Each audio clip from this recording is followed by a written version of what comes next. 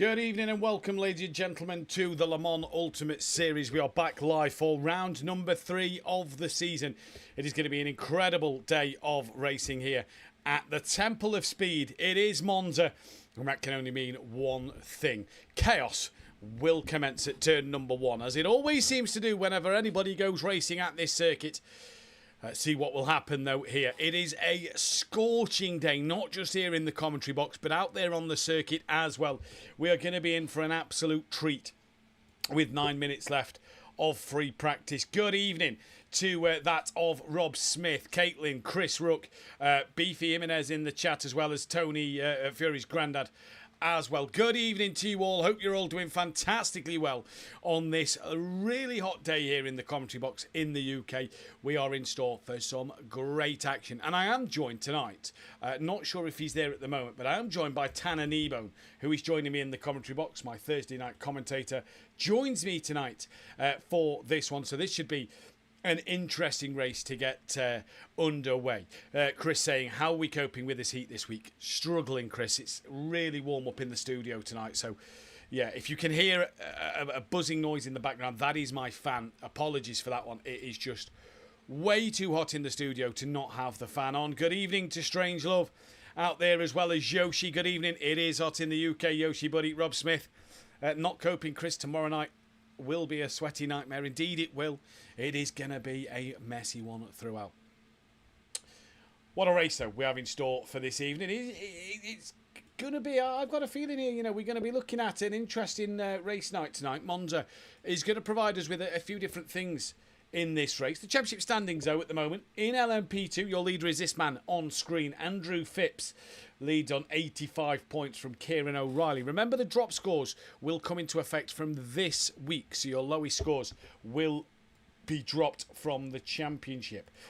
We have lost Kretash and Jamal Cloud, and they have pulled out of the series. That puts Joseph Bates up into P3 in the championship, ahead of Cam Bray, Dan Davis. Then it is James Wright, Storr, Silf with Segek. Yet to see him at the moment this season from Cruz, Lal, Parkey, Rozalski, Beard and Clark. And it's great to see the fact that we've got some of the Team Pro Laps drivers back with us as well. In LMGT3, Bradley Duncan, your man at the moment, who is 2 from 2 like Phipps. He's also leading at this moment in time on the current standings. He's the man to keep our eyes on in this championship so far this season. He leads from Matt Townsend, who is only currently down in 3rd place. It looks like it's going to be a tight championship. Wainwright is in 4th from Daniel, tied with Langley in P5 on 51 points. We've then got Paulo Vieira, Wellington Jimenez, Schaefer's from Anderson, Ossian, Horn Edwards, Fox, Zlatnik, Stapley, McMillan, Hornsby, Rook, Privet, Plavins, Herbst, Archer, Ford, Lang, Love and Bergsma. And fun fact, he's not on track at the moment, so we'll save the fun fact for a little later. Hopefully Tanner's going to be with us in just a moment. Can't hear him, so if he can hear us, I don't know if he's on mute or whatever. He hasn't replied back to my message either. So hopefully Tanner can hear us and will be with us in the box very shortly. 6 minutes left, though, of the practice session. And what a practice session it has been. The times in LMGT3 in particular, and let me load them up on the LMGT3 timing tower for you, because they are really interesting. Let's take you over to the live action in this one at the moment. Just read the chat. Good night all, says Dan Davis. Styles says up the stag. Styles, come on, better than that, buddy. Beefy in the chat, still on the face cam. Yes, I know we're on the face cam, Beef. I know it's calm yourself down. I know why. And because we did the long qualifying last week, we are going to go on board with a private qualifying this week. Chris Rook, agree, Rob. One of the reasons Ben won't be racing tonight, his room is so hot and his hay fever has kicked off. He can barely see. He looks like he's got gone 10 rounds with Tyson. Chris, hopefully he gets better soon. Here we go. Hay fever and screens don't mix well. Lewiston, can the young man Phipsy get another wing? That's the big question. 1,000 views, share it, says Craig Stothard. For a little bet, 1,000 views. Craig Stothard, if we can get 1,000 views, I've got to do this broadcast without my T-shirt on.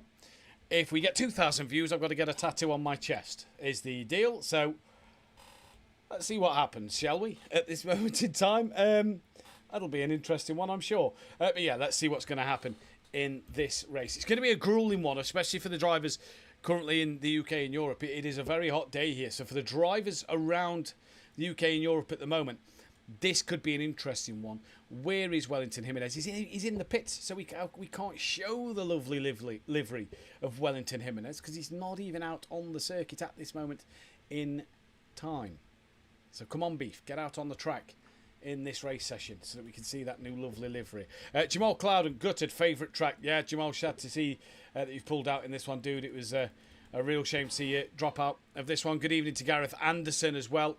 Bit cooler here as we're close to the coast, so a very slight breeze, but still stifling. Stifling is what it is indeed. Tanner, are you with us in the comms box? He isn't at this moment in time, so I'm not sure where Tanner has gone to, but we hopefully get him in very, very soon.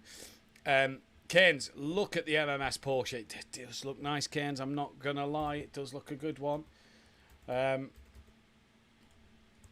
Who's out on track at the moment? So Phipps is the only LMP2 out on track. We've only got 3 LMP2s not yet in the lobby. That is David Storr, Nicky Beard and David Silf. We've got Chris Privet out on the circuit at the moment. We've got Ossian out there on the track as well. Further forward, Phil Hornsby's just coming down the pit lane. We've got Gareth Anderson in his Lightning McQueen livery out there. Schaefer's out on the circuit as well. Further down by turn 1, we've got Daniel out on track in his Porsche Momentum livery. We've got John Ford in his Mercedes-Benz coming down towards turn number 1. And like we said, only Phipps, the other LMP2, out on track at this moment in time. So we'll see what happens with all these cars as they come through the night in what looks to be a fantastic evening for racing action here. Chris Rook, we'll wait till you get older, Dan. You'll ache in places you didn't even know you could. Yeah. I feel you there, Chris. I feel you there. But the practice times, as we were saying, look really interesting at the moment. We look at the LMP2. There is 0.8 of a second separating the top 5 of Dan Davis, who leads it from Phipps, with Rozalski, Kieran O'Reilly. And in fact, let me get these showed up on the screen now. There are your LMP2 times in terms of the gaps on the screen for you now. Joe's only 1.6 off. He's only 0.7 off the back of Cam Bray. Sylph has a qualifying ban tonight, by the way, so Sylph cannot qualify. And in the LMGT3s, this is the other interesting thing to show. In the LMGT3s, there is a 0.7 of a second. Oh, Ford goes hard into the wall there. Hornsby will go on board with him. 0.7 of a second down to P12 in category of Wellington Jimenez. Paulo Vieira is only 1.1 off the back. Bit of a drop then to Zlatnik, Fox, Ossian, Stapley and Privet. But it is a very tight grid. Hopefully we get to see the likes of Storr, Nicky Beard in that Team Prolapse car and David Silf out there on the circuit later on. But this should be an interesting one for sure to see what will happen. As all the LMP2s are back in the pits. There is Schaefer's, who we're currently on board with, coming through that of turn number 1 and 2. And what will Schaefer's be able to do in this race tonight? That's going to be a huge question on everybody's face. What can Schaefer's do tonight? Got a podium on his debut. Can he now stretch that to maybe another race win, another podium, or even more this season? So let's see what will happen going forward. We do wait for Tanner to rejoin us back.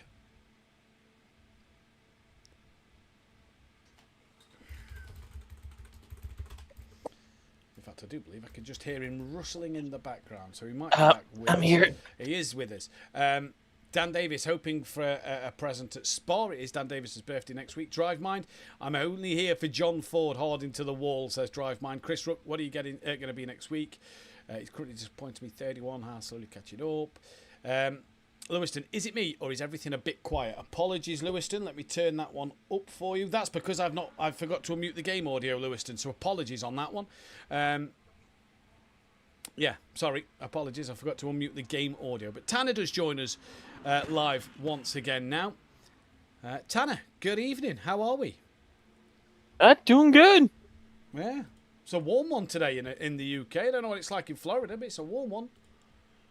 Oh, it's about 96 degrees Fahrenheit outside with 95% humidity right now. Yeah. So it's a warm one in Florida as well. Looking forward to this, Tanner. Obviously, me and you normally do the commentary on a Thursday night. If your first venture into the LMU commentary, this should be an interesting one. Yeah, I'm have a lot more freedom on, or I have a lot more freedom on picking a driver throughout this with what I can see now. It's gonna be nice and easy. Only struggle I'm gonna have is switching in between LMP2s and GT3s, but that's easy enough fix as is. Well, there we go. This is why Beefy in the chat was saying about Whistler on the face camera. It's because he's running a new livery for this week. He's running a SimPlay Racing Mercedes-inspired livery on his Porsche. And this is Wellington Jimenez. This is his new car livery. Looks absolutely beautiful, can I just say as well, once again. Good job from his brother on making the livery look outstanding once more. But he's coming out. Is he on what tires? They look blue, don't they? They have the blue wall on them. I think he is on wet tires. He is on wet tires. Oh, it's just changed to mediums on my screen now. And okay. Yes, they've gone yellow. So, in the what? Right. Okay. Panic over. Beefy's not on wet tyres anymore. Right, let's go on board with him for a lap of this Monza circuit then in qualifying. Back to the private qualification setting. We've got it right this week, and hopefully we'll be able to see what is what in this qualifying session. Fordy doing Fordy stuff in the chat, says Lewiston. Strange Love, going to be another Bradley Matt show tonight. I'm not too sure it's just going to be a Bradley Matt show here tonight, because there's a lot of cars close to each other in them timings in free practice there, Tanner, that are quite interesting. Yeah, and especially with Monza being such a drafting track, especially for the GT3s, you can be about a 6/10 slower a lap around here, but you can still catch the car in front just because of the tow you get. And that, and then fuel saving. Who's going to try to go that? 25 laps is what you can do just with no slipstream or anything around here. No fuel saving or anything in the GT3s. I'm expecting the GT3 drivers to go about 26 to 27 laps on fuel, and tires is either going to be no. I've been hearing no tires or left sides only for this race as well. Well, that's the big talk. Here comes Wellington Jimenez now down the start-finish straight to start his first flying lap in this private qualifying session. Remember, the drivers cannot see each other throughout this entire qualifying. They'll be able to see their lap times and the relatives as to where people are on the track, but they cannot see the other cars, just to give them an extra helping hand in this qualifying session. Through the first corner he goes, through the Prima Variante, goes Wellington Jimenez. Into the Curva Grande he goes now, or as it's now known, the Curva Bisano. Through to number 3, effectively bouncing off the limiter you see there in that 5th gear. Coming up towards the Segunda Variante, brakes hard for it and manages to get a good exit, not dipping a wheel into the gravel now. Down to the first of the 2 Lesmos. Got to try and pick up that apex mid-corner. He does just nicely, runs it out wide, little wiggle there on the exit of the corner. Into the second Lesmo he goes. He can ride that curb, and Jimenez there wants to not have nothing to do with it. And he now powers down the back straight, down through the towards the Ascari chicane. Probably the most famous corner on this circuit, I'd argue, in terms of its name and everything. We know what turn 1 can be like for its carnage, and through Ascari he goes. Nicely done at the moment. Just clip one of the little sausage curbs on the inside, mounts the final of Ascari beautifully there, and powers down on his way now towards the Curva Parabolica. And is this where Jimenez will set a good lap? We know, Tanner, from experience of racing this game, that normally it's your second or third laps are sometimes your best ones, but in a 10-minute qualifying on such a long lap here, you've kind of got to get the work done pretty soon. Yeah. With my experience around this track within the GT3s, it takes about 2 laps to get the tires into that green window to where you can start extracting as much time as possible through it. It could be setup dependent as well. Some people could be using more closed brake ducts, so the heat of the brakes, help heat the tires, and get the performance in a lot quicker. But with only 10 minutes of qualifying, you're probably gonna get about 5 laps, so 3 or 4 flying laps with your tires being in the perfect window. Well, here comes Ossian towards the line at the moment. Puts himself up into P13 in the LMGT3 category. We're going to go on board with Schaefer's. Latnik Hornsby's out there as well, not yet done a lap. Nicky Beard still in the pit lane, as is David Silf. David Silf having to serve a qualifying ban. Here comes David Storr, though. So 7 out of the 9 LMP2 cars out on track at this moment, and David Storr is the only one without a lap time on the board at the moment. It's Dan Davis' provisional pole by 93 thousandths of a second at this moment as Storr goes into P5. So this is your pole man who just absolutely messes up the first chicane. Rizalski is P2. From then Kieran O'Reilly. Andrew Phipps is P4 at the moment. David Storr is 5th from Joachim Cambrai. And then it's Fury, Joseph Bates as we know him, is in P7. Matt Townsend currently on provisional pole in the LMGT3s. Here he comes to complete another lap and comes across the line and goes 4/10 quicker from John Wainwright as Bradley Duncan moves within 3/10 now of that of Matt Townsend. Where is Langley? Langley's just a little bit further through the parabolica.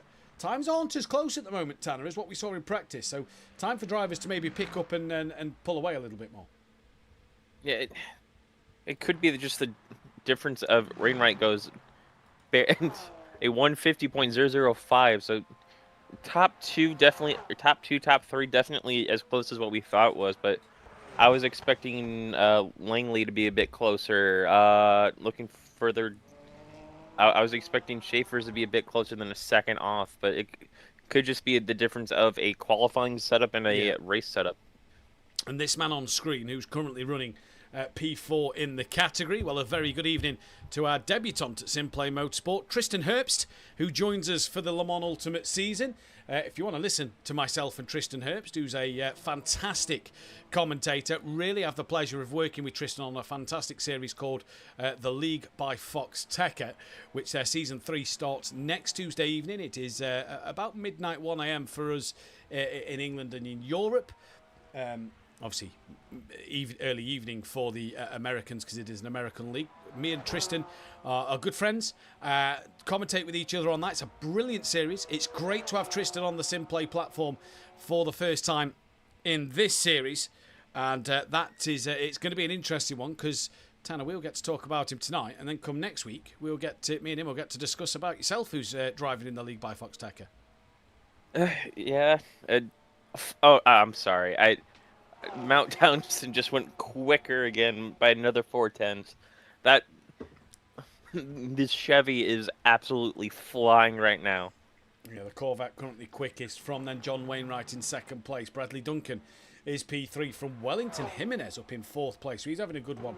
Daniel up in 5th. Where is Tristan Herbst? He was coming round the parabolica down towards the start line.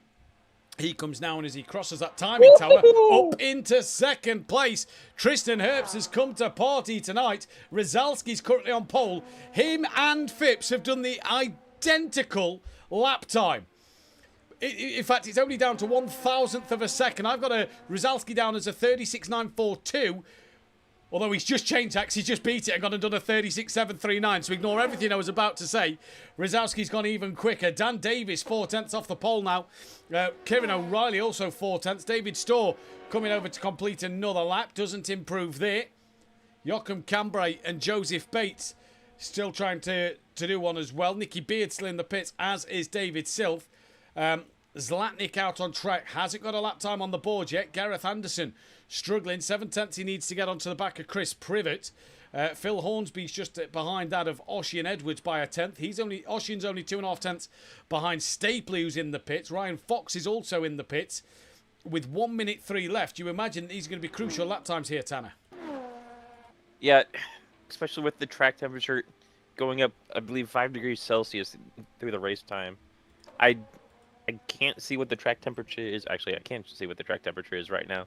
Track temperature right now is 34 degrees, so it's about 3 degrees higher than it was in the practice session. So we're definitely going to see we're probably at the peak of what these tires are going to handle right now, and there might be overheating depending on how aggressive these qualifying setups Oh, are. Wellington Jimenez onto the front row of the grid in LMGT3. Here comes Langley. Oh, and he gets a stop and go. Langley only up to 6th. What about Wainwright? Wainwright goes to 3rd. Tristan Herbst is done.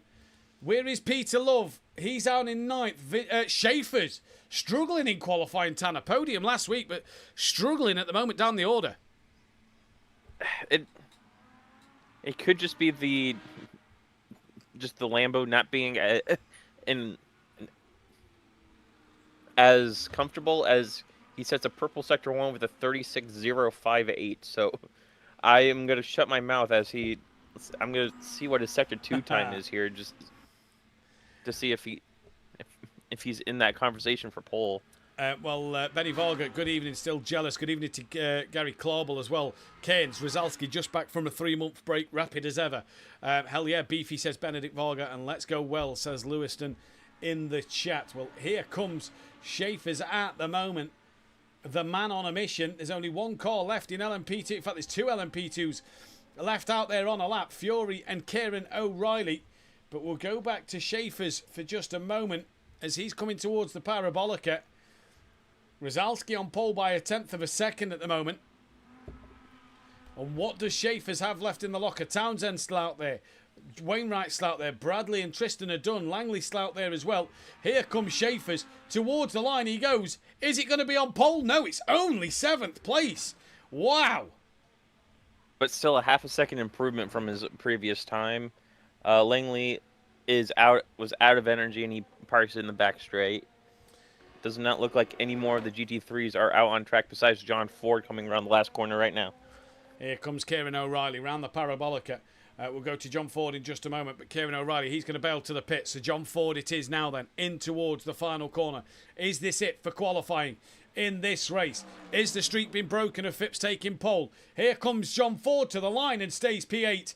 Well, that is that for qualifying. Matt Townsend will grab pole position over his closest rival at the moment, that of Bradley Duncan. And Rozalski rocks up first race pole position. Thank you, Mama, for the carrots. Yeah, you're going to try to say that as much as you can, aren't you? 100%. Okay, but I'm looking at the cars here. The cars I feel like are excel during these race trim. It's going to be the just thinking of the GT3s, is going to be the Porsche, the Corvette. Can't switch over. The Porsche, the Corvette, and maybe the Merc. The Lexus is probably the most stable. I'm pretty sure, if I remember correctly, Langers and Bradley Duncan in the Ford are going to be running a click or two higher rear wing than what is optimum, just to protect their tires. BMW is always strong in a straight line. McLaren, ever since they nerfed that car to the ground, it's gonna be struggling throughout the straight. But I can see the Porsche and the Corvette here in race trim being that little extra bit faster. Yeah, exactly. Beefy in the chat saying could have beaten the Vet, but was up by a second before he obviously got that stop go. Here we go, says Styles in the chat. Remember, if you're new to the channel, do it that thumbs up button. Subscribe if you are new and hit the bell to be notified. 4 subscribers to we're at 1,280. We need 24 subscribers by the end of the season. And we're only on week 3. We've got 10 weeks of ACC, 7 weeks of Le Mans Ultimate. So get that thumbs up button smashed. Get that subscribe button smashed. We'd love to be on that 1,300 mark come the end of the season. 24 away. Tell your friends, tell your family. Tell your colleagues, get on SimPlay Motorsport and check it out as we are looking to go racing in just a few moments' time. That on screen is your calendar right now. Italy this week from Belgium of Spa. Then we go to Sebring in the United States of America, Fuji of Japan, and Portimao for the Portuguese race at the end of the season. As we're about to get underway, it's Rozalski from Phipps, Dan Davis from Kieran O'Reilly from Dan Davis. David Storr from Cambrai, Fury from Sylph, and Nicky Beard also in the pits. They've not got going. Matt Townsend is your pole sitter. We're going to keep our eyes on, though, this battle at the front of LMP2. Tanner's going to keep his eyes on the battle of LMGT3s at the start of this one. We'll be able to chop and change as we go. I wonder who will be the first one to get a thank you mama for the carrots tattoo, says Benny Varga. It sounds like you're desperate for one there, Benny, if you ask me. As we are about to go racing here for the third time this season, we're about to go green at the Temple of Speed, Monza, Italy, for race number 3. 100 minutes are green and go here in Italy, and it's a great start from Rizalski. Phipps didn't get the best of starts in the front row of the grid, already being sandwiched side by side nearly by that of Dan Davis and Kieran O'Reilly as they come down into turn 1. One of the MSA cars backs out of it, contact with another of the LMPs, and a bit more. Phipps is around. Phipps is backwards, facing the wrong way, rolls off the circuit to get through, and I think we are near enough pretty clean on the start of this race, and already chaos at the start in LMP2. What happened in the lead of LMP3, though, Tanner Kneebone? Bradley Duncan had a heck of a start, starting P3, jumped Jimenez right off the start, and right now had a great exit out of turn 2, and is now ahead of Matt Townsend.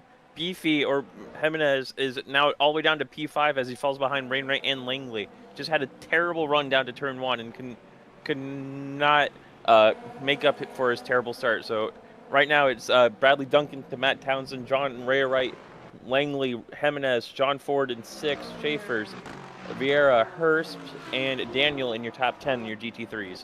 Well, Joseph Bates in LMP2 at the moment. The leader is checked out as Rizalski 3.5 seconds in the leader. Dan Davis at the start of this race. So what a start for Rizalski. He's already halfway down the back straight. Then there's Dan Davis from that of his old nemesis of Joseph Bates. Back in the ACC in the Project Cars 2 days of SimPlay Motorsport. David Storr is currently P4 from Kieran O'Reilly in 5th. And then comes Joachim Cambrai. Phipps now, your LMP2 leader, has got to be really careful on overtaking these LMGT3s. We know there are rules in place. The Pelican penalties are in place, Tanner. He's not going to want to fall foul of that penalty. Yeah, especially if you're leading. If you're leading, you get to control the pace on when you start passing these guys, especially around here with only what, 4 braking zones. Yeah. He's going to take his time. He's already behind. He doesn't need to risk any more time penalties. I think he should slot right behind Rainwright here and follow through turn 1 and 2, and he should get past before the second chicane here. Indeed he does. Just going back to Bradley Duncan there, who still leads, dropping down the order in LMGT3. Battle at the back. Privet versus Zlatnik. Zlatnik looks like he's just got that done. He's trying to get onto the back of Royden Stapley here, though. What's happening in LMP2, though, as Fury has lost out. Joseph Bates has lost out to that of David Storr at the moment. Obviously, we go to Spa next week. El Rouge will be cracking to see these LMPs and LMGT3s flying up there. We're at Spa this week as well. We're pretty much staying there over the weekend because our ACC Console Championship will be at Spa for Pro-Am and Pro on Wednesday and Thursday night. Join myself and Beefy, and possibly myself and Tanner, depending on Tanner's work schedule, on Thursday night. It's going to be a cracking night's worth of action for sure. Down in LMP2 then, Matt Townsend, him and Brad just starting to pull away from Wainwright a little bit here. Yeah, and I'm looking at the average energy per lap right now, and Townsend already has a 0.5% advantage over Bradley Duncan, so it could be a strategy move here for Townsend just to stay behind Brad and go an extra lap on field to make that second to last pit stop even shorter, or to completely erase the pit stop as he goes on the outside here on the final corner. Bradley Duncan slightly shuts the door, but doesn't complete the move. Well, another car. And they stay. Sorry, Tanner. Another car looking around the outside is that of Tristan Herbst on the outside of Schaefer's Lamborghini. He also could not get the move done. What else has happened down the order? Ossian trying to get on the back of Phil Hornsby's Aston Martin. Hornsby a little slow mid-corner through the Parabolica, and Ossian Edwards there up the inside of the Aston Martin. Start already to this Monza race. Yeah, Matt Townsend and Bradley Duncan throwing blows again. They were door banging all through turn 1 and 2. Let's see if Townsend goes for a move again, looks for it, but thinks better of it and stays behind into the second chicane. Yeah, does stay behind into the second chicane for now, but is it a matter of if not when for Matt Townsend as to when he's going to pull that trigger and make that move? Just reading some comments in the chat. Fipsy always bad luck at Monza, said Lewiston there. So that might be a curse for Fipsy in this one. El Rouge will be worse tomorrow and the day after. Trust me, says Benny Varga. It might, because turn 1 was pretty clean tonight. To pit start or not to pit start at Spa? That is the question, says Rob Smith. Buffering or just me, says Styles. Hopefully it is just you. Styles, no one else has said anything. So just give it a little refresh and hopefully that will be okay. I'm getting nothing on my end, although it has just started buffering now as I say that on my end as well. So hopefully we are still live and hopefully you can all still hear us in this race at the moment. But yeah, so far it's been such a good race start. Here comes Townsend once again, just looking on the back of Bradley Duncan here, but once again Tanner just still can't make that move.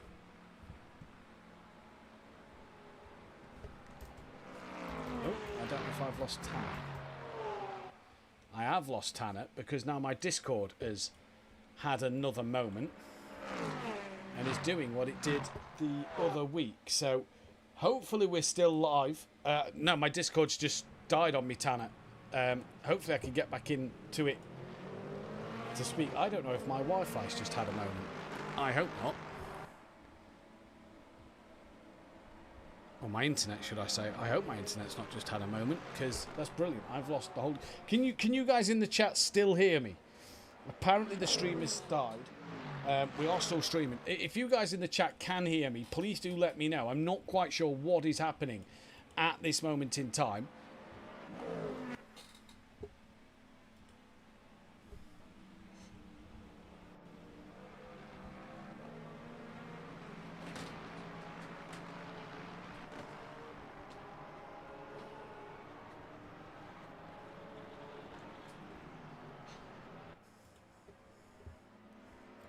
I hope we are still live, as I'm just trying to load it up now, but I'm still not getting anything. Let me try Discord once again. It is literally like I've just had a disconnection. Yeah, I'm good, apparently. I'm still good. Right. Okay, so I am still good, apparently. So let's see what is going to happen in this race, as I still can't get everything up properly on my end in this one. So I'll have to just bring up the chat there to see what you guys are saying. Right, okay, so Rosowski leads in LMP2 from Dan Davis, 3.7 seconds. It's then David Storr in P3. From then that of Joseph Bates, who's 2 seconds behind him. Kieran O'Reilly gaining on the back of Joseph Bates in this one at the moment.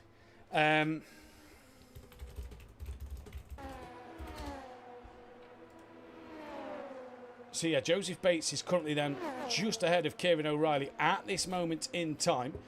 And my Discord still isn't back, so I've got a feeling that Discord has just absolutely rubbished itself. So I'm on my own at the moment. Tanner, just hang around. It's YouTube that's apparently crashing out. Great. It must be Discord as well, because my Discord has just died on me and now it's just got the loading circle. So hopefully we will be back live. Behind Kieran O'Reilly is Joachim Cambrai, 3 seconds off the back. Phipps is 8 seconds behind him. He's got a lot of work to do after being spun around at turn 1. Bradley Duncan leads from Matt Townsend at the moment in LMGT3. These two have had a ding-dong battle all season. Wainwright sticking with them, though. Langley's not far behind in P4. Wellington Jimenez is down in 5th place from Vince Schaefers. Then it's Tristan Herbst from John Ford. Paulo Vieira is P number 9 in LMGT3. He's having a good battle here with Daniel and Peter Love and Gareth Anderson as well, to be honest with you. So a great little scrap here. Lovely looking livery on that Peter Love car. Sorry, on the Peter Love car. There's Gareth Anderson. Ryan Fox is 2 seconds off the back of them, down in 13th. Then comes Ossian from Phil Hornsby. Royden, Stapley, Zlatnik and Chris Privet as well. Nicky Beard and David Silf never got going in this race. David Storr still on the back of Dan Davis. Kieran O'Reilly on the back of Joseph Bates looking to make a move. Matt Townsend has got that of Wainwright and near enough Gray Langley right behind him now. So he's now coming under a little bit of pressure himself in this race.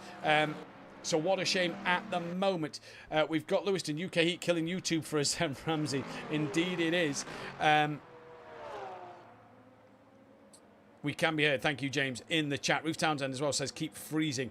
Yeah, not sure what's happening with the YouTube. It's something that's not on my end.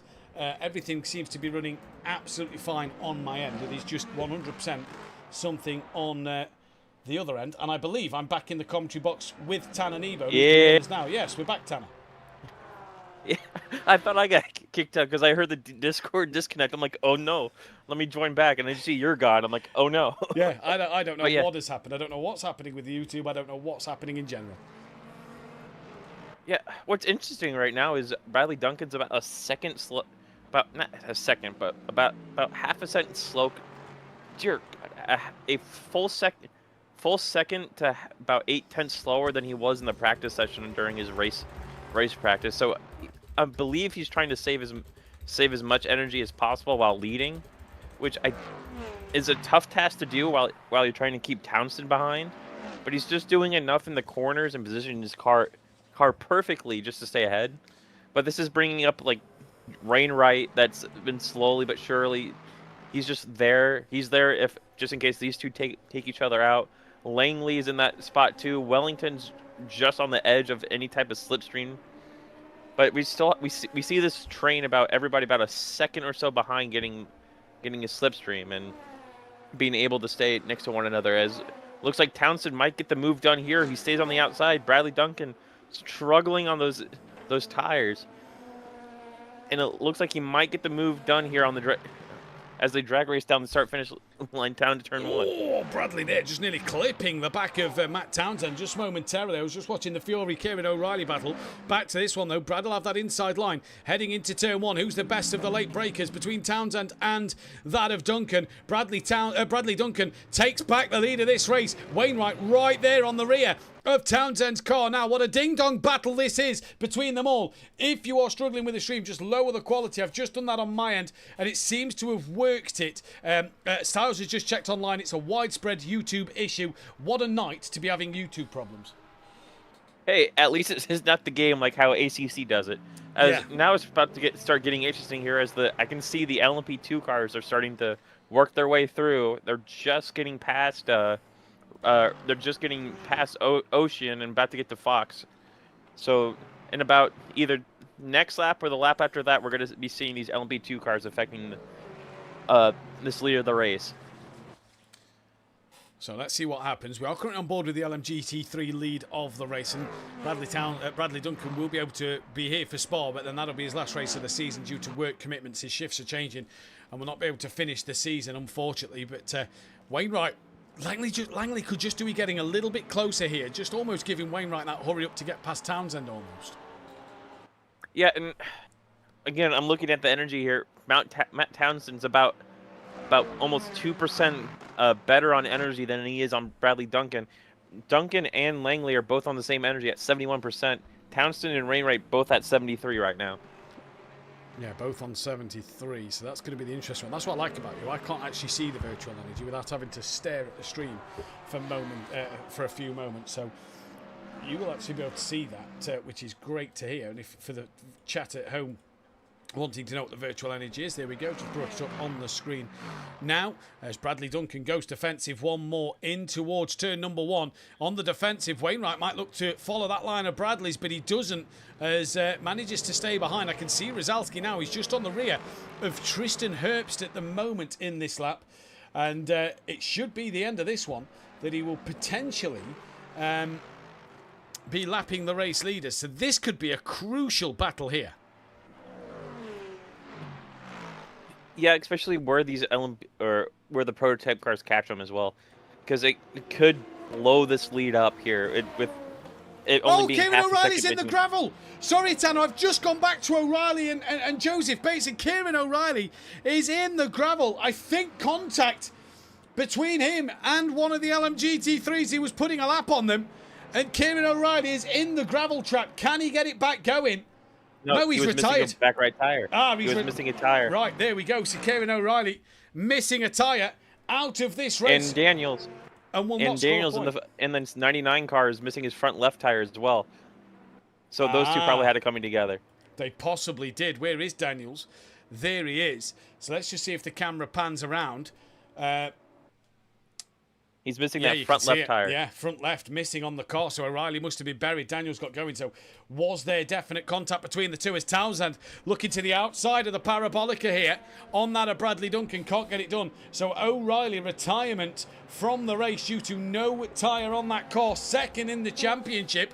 That is going to hurt him in this race. In this season. Luckily, the drop scores count today. Yeah. And Townsend Ooh. I thought I was about to see an LMP2 plane crash. Yeah, well, down we've the got Dan front straight. Davis and that of... Who's that with him? That's David Storr going at it side by side as the leading LMGT3 is side by side. Duncan and Townsend make a bit of contact. Oh, David Storr just dropped it! On the outside, the LMP2 has just spun. Dan's nearly into the back of that of Matt Townsend. Now we're starting to see the LMP2 GT3 effective people here. My, oh my, what a race. That's probably just from impatience on the power. I know the GT3s aren't as quick as these LMP2s, so you just gotta be patient on the power if you're behind them, because you see what happens there. You either just go straight into the back with back into Mount Townsend, or you just spin into turn one. It's just impatience. I know it's frustrating getting stuck behind these guys, but you just gotta literally bite the bullet and lose that probably half a second, but because everybody's got to deal with it, not just you. Yeah, everybody has got to deal with it. Greg Langley, by the way, is gaining. Who is that? Was that Townsend looking slow? No, it was Joseph Bates putting a lap on the cars around it. That puts Joseph Bates now up into P3 in this race. Has Daniel got back to the pits? No, you can see it sparking away, and he's now going to get back to the pits. He will be a lap down on the field, but has a chance to regain all that time. Chris Privet is still going out there as well. But yeah, the gaps in LMP2 now have just spread out a little bit. This man, Rozelski, we've only been racing 17 minutes. He's got a 10.7 lead in LMP2. He's absolutely flying. But it's all about this fight here, as here comes Phipps and David Storr now to lap that of Townsend and Duncan. It's just spread out between the four of these a little bit since the traffic has come through to lap them. And Brad can finally take the normal line down to turn one as well now, since he doesn't have Townsend just hogging him in the back. But now the energy, the energy difference now almost up to 3 seconds between Duncan and Townsend. So Townsend probably got to have a lap extra, and either he can do two things here: either go a lap longer or go in at the same time as him and just have that bit of a shorter pit stop and jump him in the pits. Yeah, indeed, this could be an interesting one to see what will happen in this race. But yeah, you're right, that extra lap for Townsend, it just could give him that extra bit towards the end of this race. Obviously, strategies, we're unaware of what the best strategy actually is to be on, so we'll see here. We're currently watching Tristan Herbst and Vince Schaefers. They're pretty close together, just separated by 0.4 of a second in this one, and are trying to duke it out there at this moment in time. And so far, you have to say, it's been quite the chaos at the start of this race.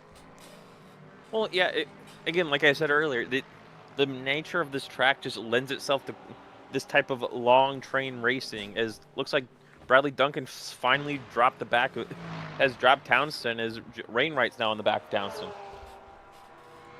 Yeah, indeed he is. In fact, Wainwright was having a look to the outside there of the parabolica, just couldn't sadly get past at the moment. And yeah, Townsend managed to stay ahead. This should help Bradley Duncan pull away, but will also help Greg Langley to gain onto the back of them. Oh, did it happen again?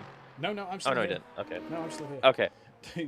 No, you just cut off for a second. I'm like, oh no, not again. I was saying that Wainwright putting the pressure on Townsend will help Brad pull away, but should help Langley be able to gain onto the back of these two. Well, yeah, I'm looking through all the energy right now, and the one person I'm surprised that's lowest on energy is Langley. I know saving a pit stop around here is probably pushing it, but he's gonna have the longest pit stop out of everybody. He has to box in about 13 laps, so about lap 24. He might be able to get to lap 25.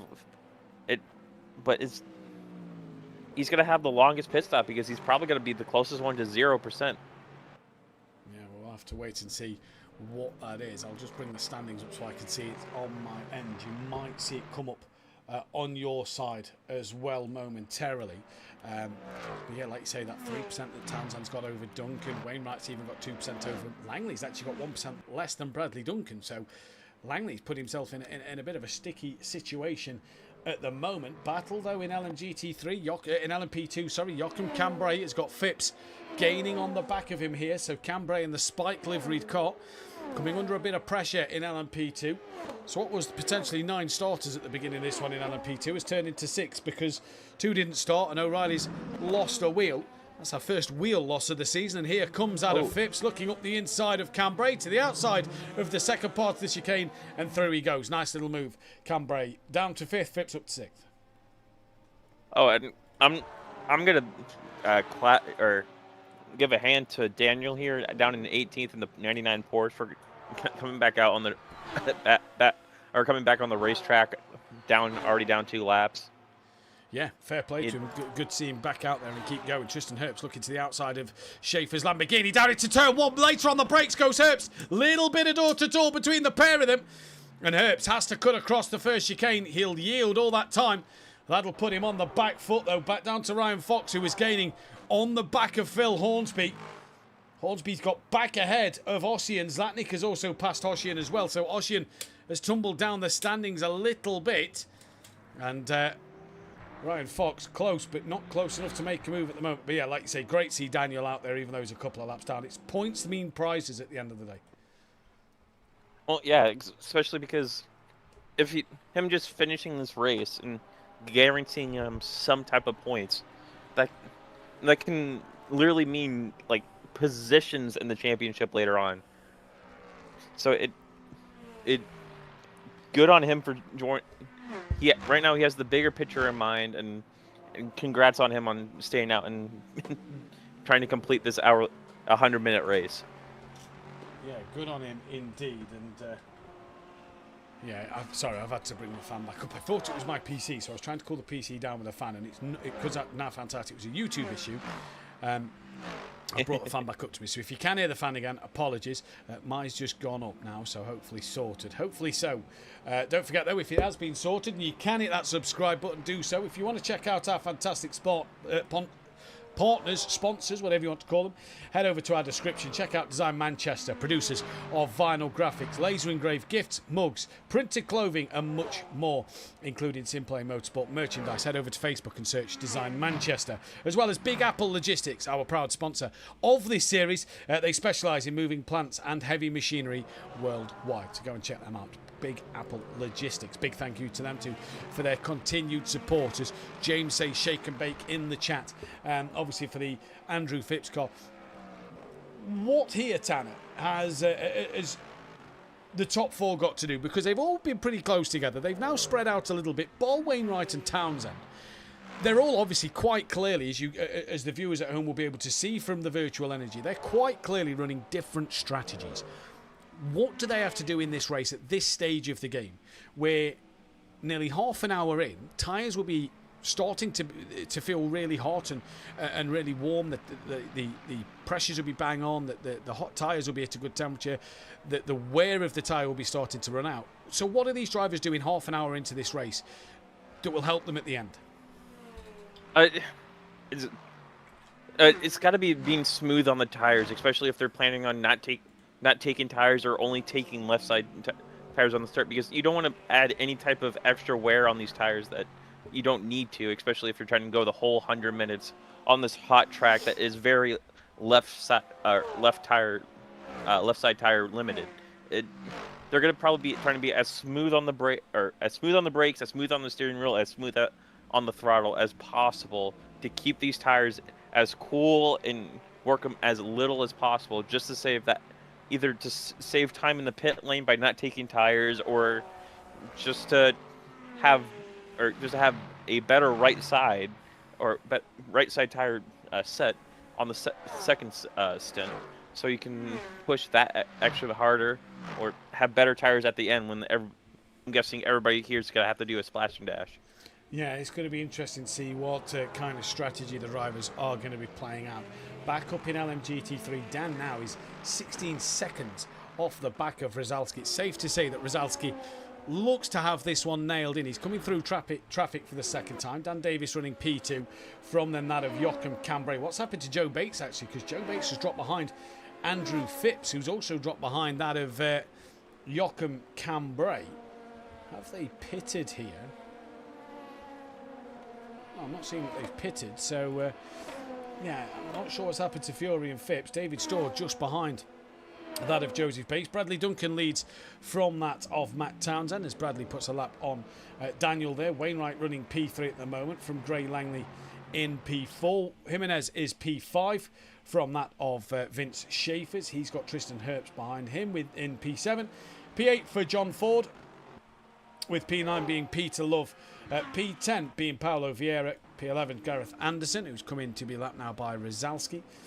Phil Hornsby is P12 from Ryan Fox. Latnik P20, who's going actually side by side with Ryan Fox into the second of the Lesmos. Looking up the inside is the Porsche, and the mighty Mansfield Town badged BMW loses out to the Porsche with a, I believe he's had a snail on the side of the car. Not sure either, though. Ryan Fox hasn't given this one up yet. He's going to come back and have a look here on that of Zlatnik. Ossian way back in the background there. Not quite close enough. He's 3 seconds off the back of them.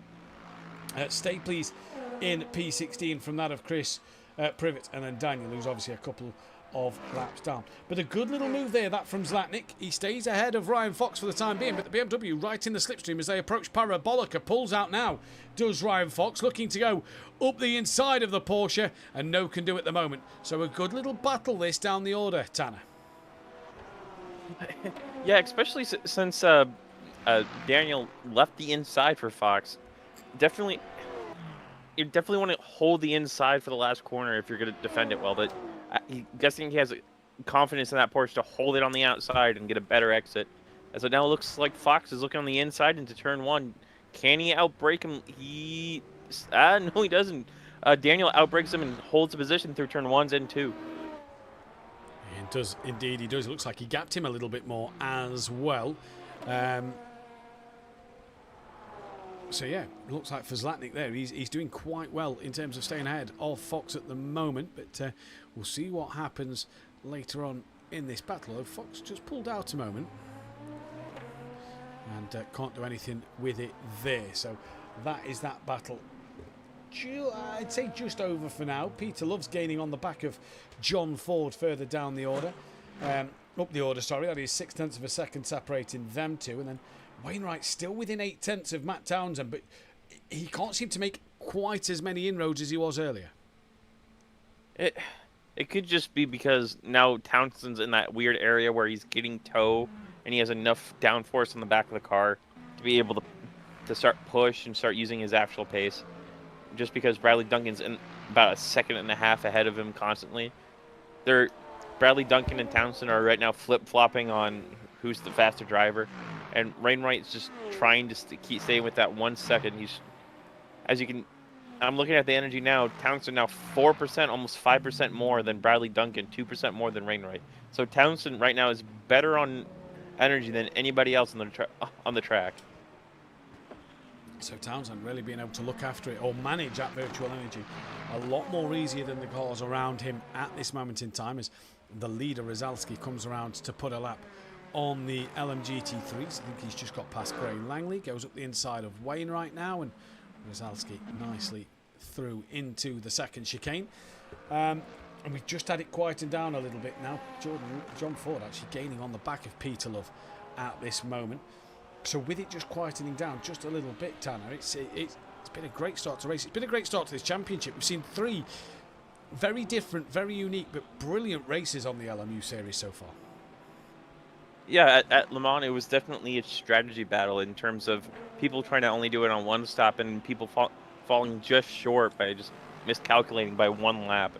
And then last week, you just saw a tire difference. It just on the difference of taking tires or not, and it just the race being about 3 laps too long for Townsend, but being long enough for Schaefer's to stay in front of Langley to keep P3.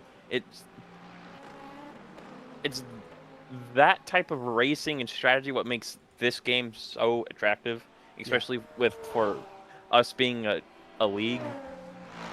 As it now looks like Matt Townsend's finally pulling away from Matt Wright, opening the gap up to almost a second and a half this lap. Yeah, and in fact, Langley's got within 0.8 of a second of Wainwright, so it's almost as if Wainwright's had a bit of a poor lap there, a 51.0 from Wainwright, whereas Townsend a 50.4 and Langley did a 50.8. And yeah, if you're looking at the virtual energy, Langley's still the car that has 1% less than even Bradley Duncan. So Langley's is the one who's got to be running a completely different strategy to everybody else here. I wonder if he's just thinking absolutely nail it and splash and dash at the end and hope for the best, but we'll see how that's going to pay out for him. But yeah, this is interesting. They're going to have Dan Davis coming as well soon as a lead car. There he is actually in the background, coming just on the exit of the Curva Grande. It's getting interesting to see what Langley's strategy is. He obviously did the fuel saving at Bahrain. He did a lot of good fuel saving, nearly paid off for him at Le Mans. Here he's not able to fuel save as much as the others. I feel like it's the cost of him running a higher rear wing, I think.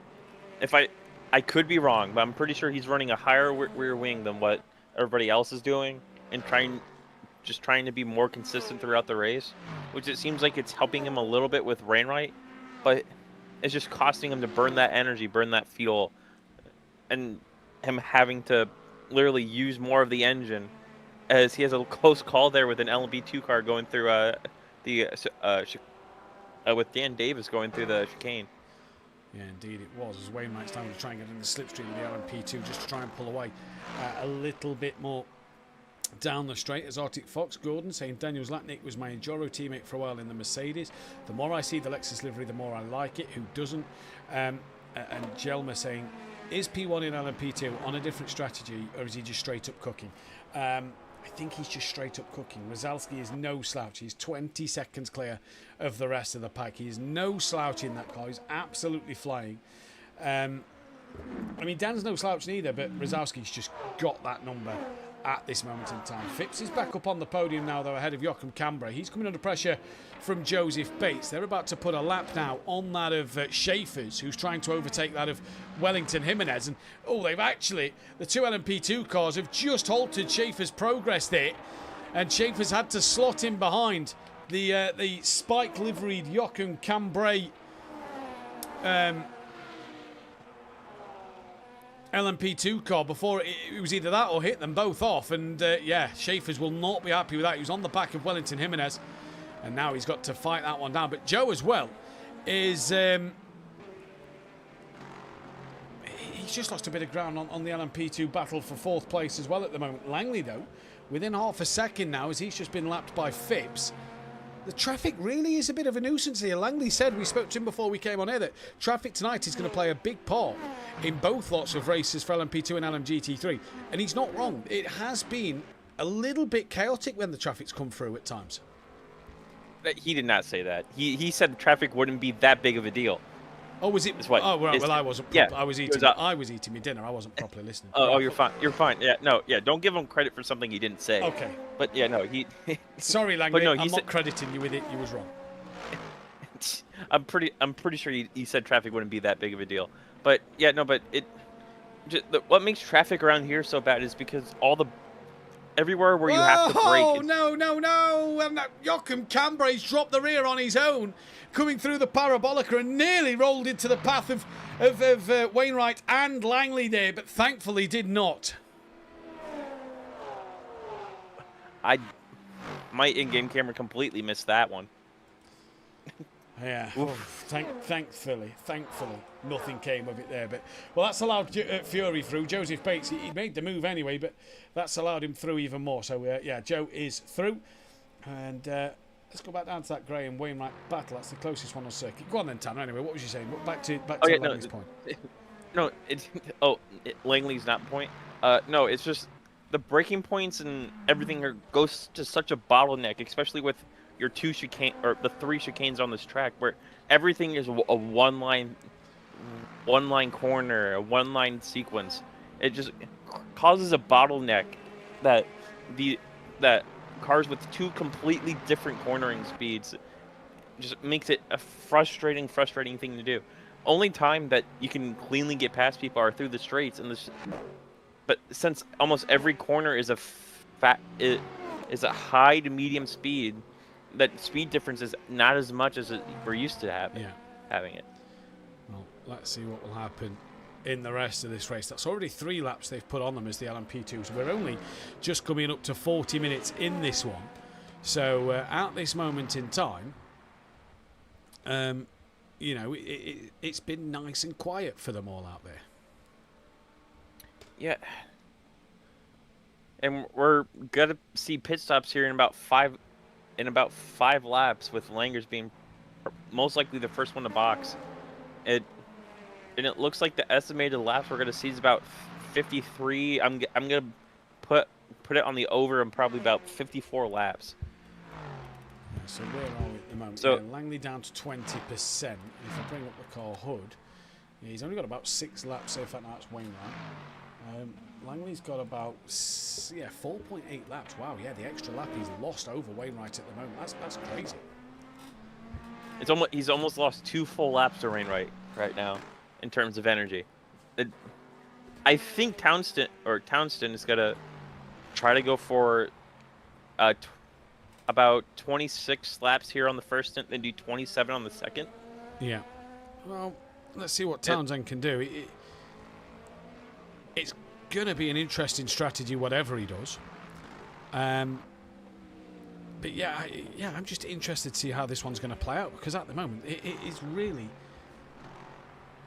I don't know what Langley's strategy is. I'm really kind of confused by it, because obviously we know he's been so good at fuel saving every race this season, but now it just seems like that fuel saving's just not there at the moment. I think it's a setup issue, is what I think it is. He with a higher rear wing. I'm probably gonna die on this hill. I think he has a higher rear wing that's not letting him lift and coast as much as he wants to, and it's not letting him stick in the slipstring as well as he needs to. It's just causing him to he needs to literally put the foot to the floor and constantly push. As I am looking, Bradley's, unless he can save about half a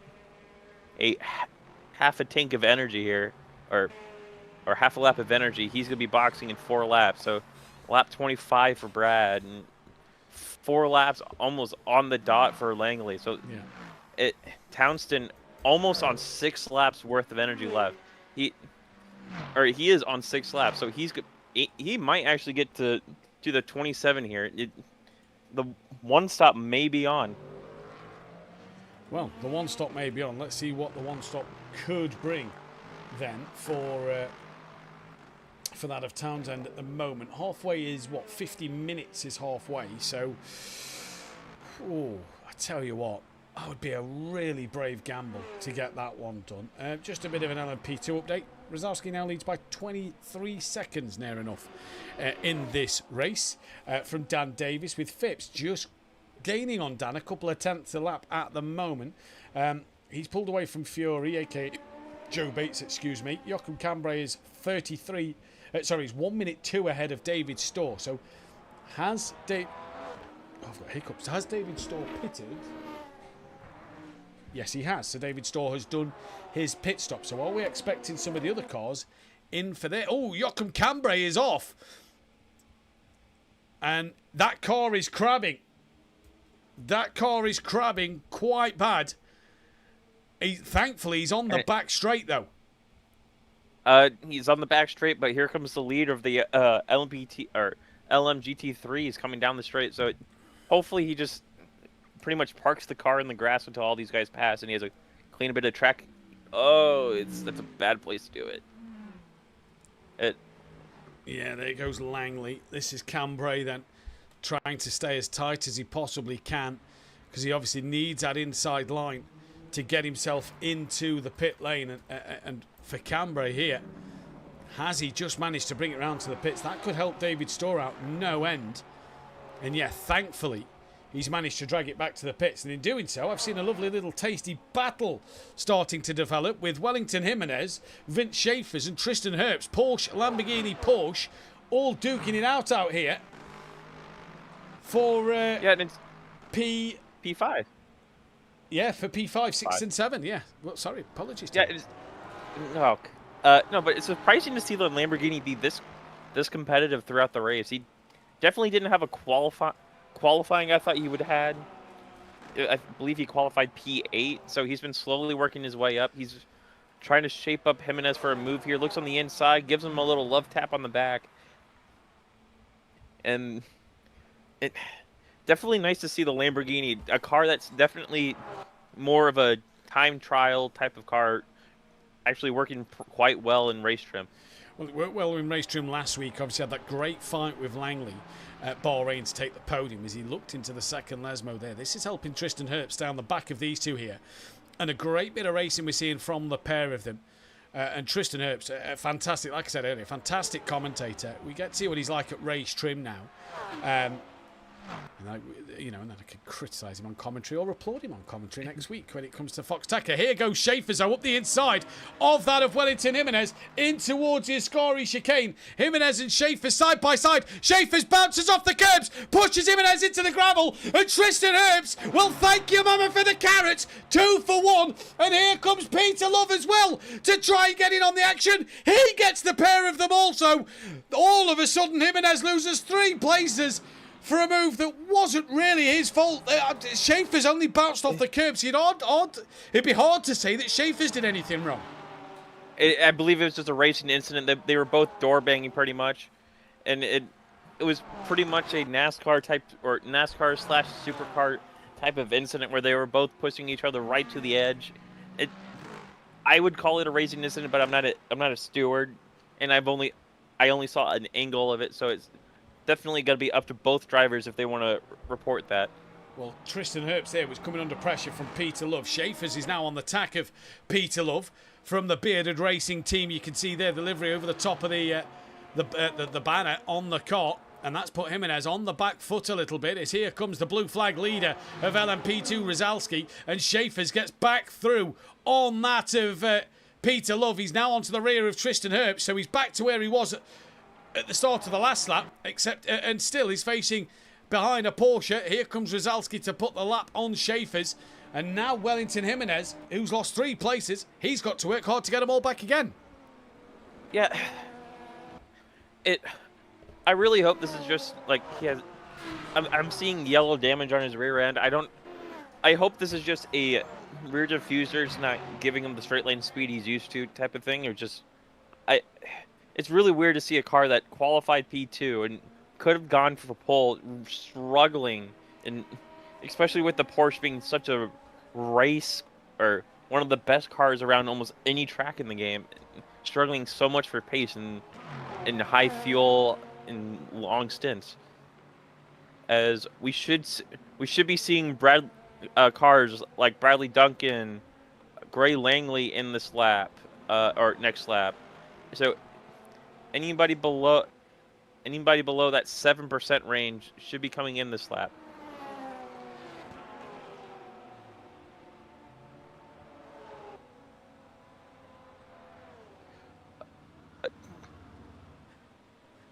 Townsend still has about 2 laps over everybody else around him. Sorry, apologies, Tanner. I just had to shoot off there. I just had a quick message I had to relay to the family, so apologies for that one. We're currently watching Peter Love in the pit lane at the moment. Bradley Duncan's out on track from Matt Townsend, from Wainwright, from Langley. So Peter Love is in the pit lane at the moment then. So yeah. Oh, apologies, Tanner. Oh, you're fine. Ocean is the first car to box as he's just behind Langley, going through through Lesmo 2 right now.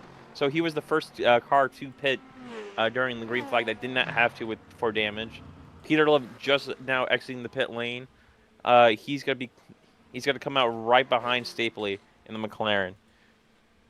Yeah, he will indeed. Where is that of Chris Privet? A little too far back at the moment. What's happening in LMP2? Well, something's happened to Dan Davis. Has Dan made a pit stop? Yes, I believe that is saying that Dan has pitted.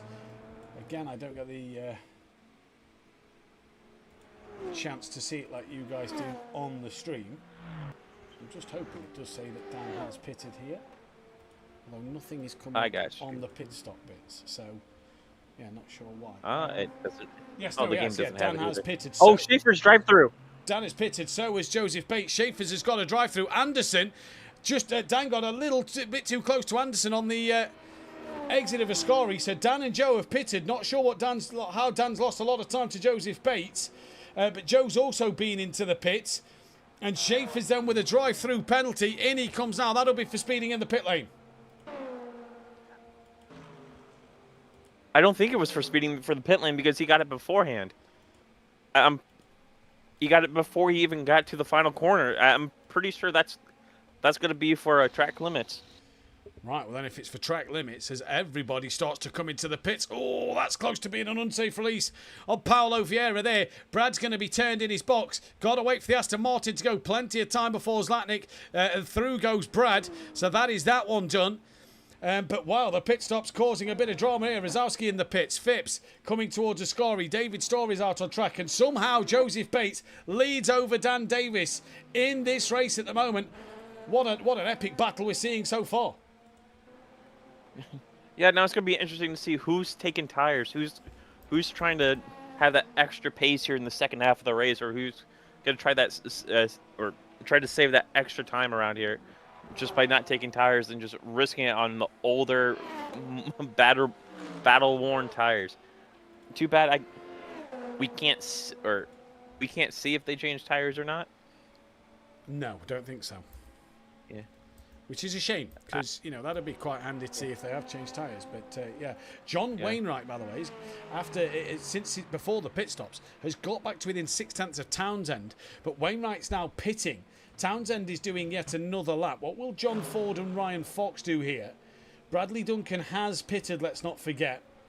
Did Royden Stapley pit as well? Because if Stapley and Peter Love have pitted, they've jumped ahead of Jimenez. Jimenez has jumped Tristan Herbst, by the way, as well. They've both jumped clear of Schaefer's, but Schaefer's has that drive-through penalty. So Wellington's jumped ahead of Tristan Herbst here.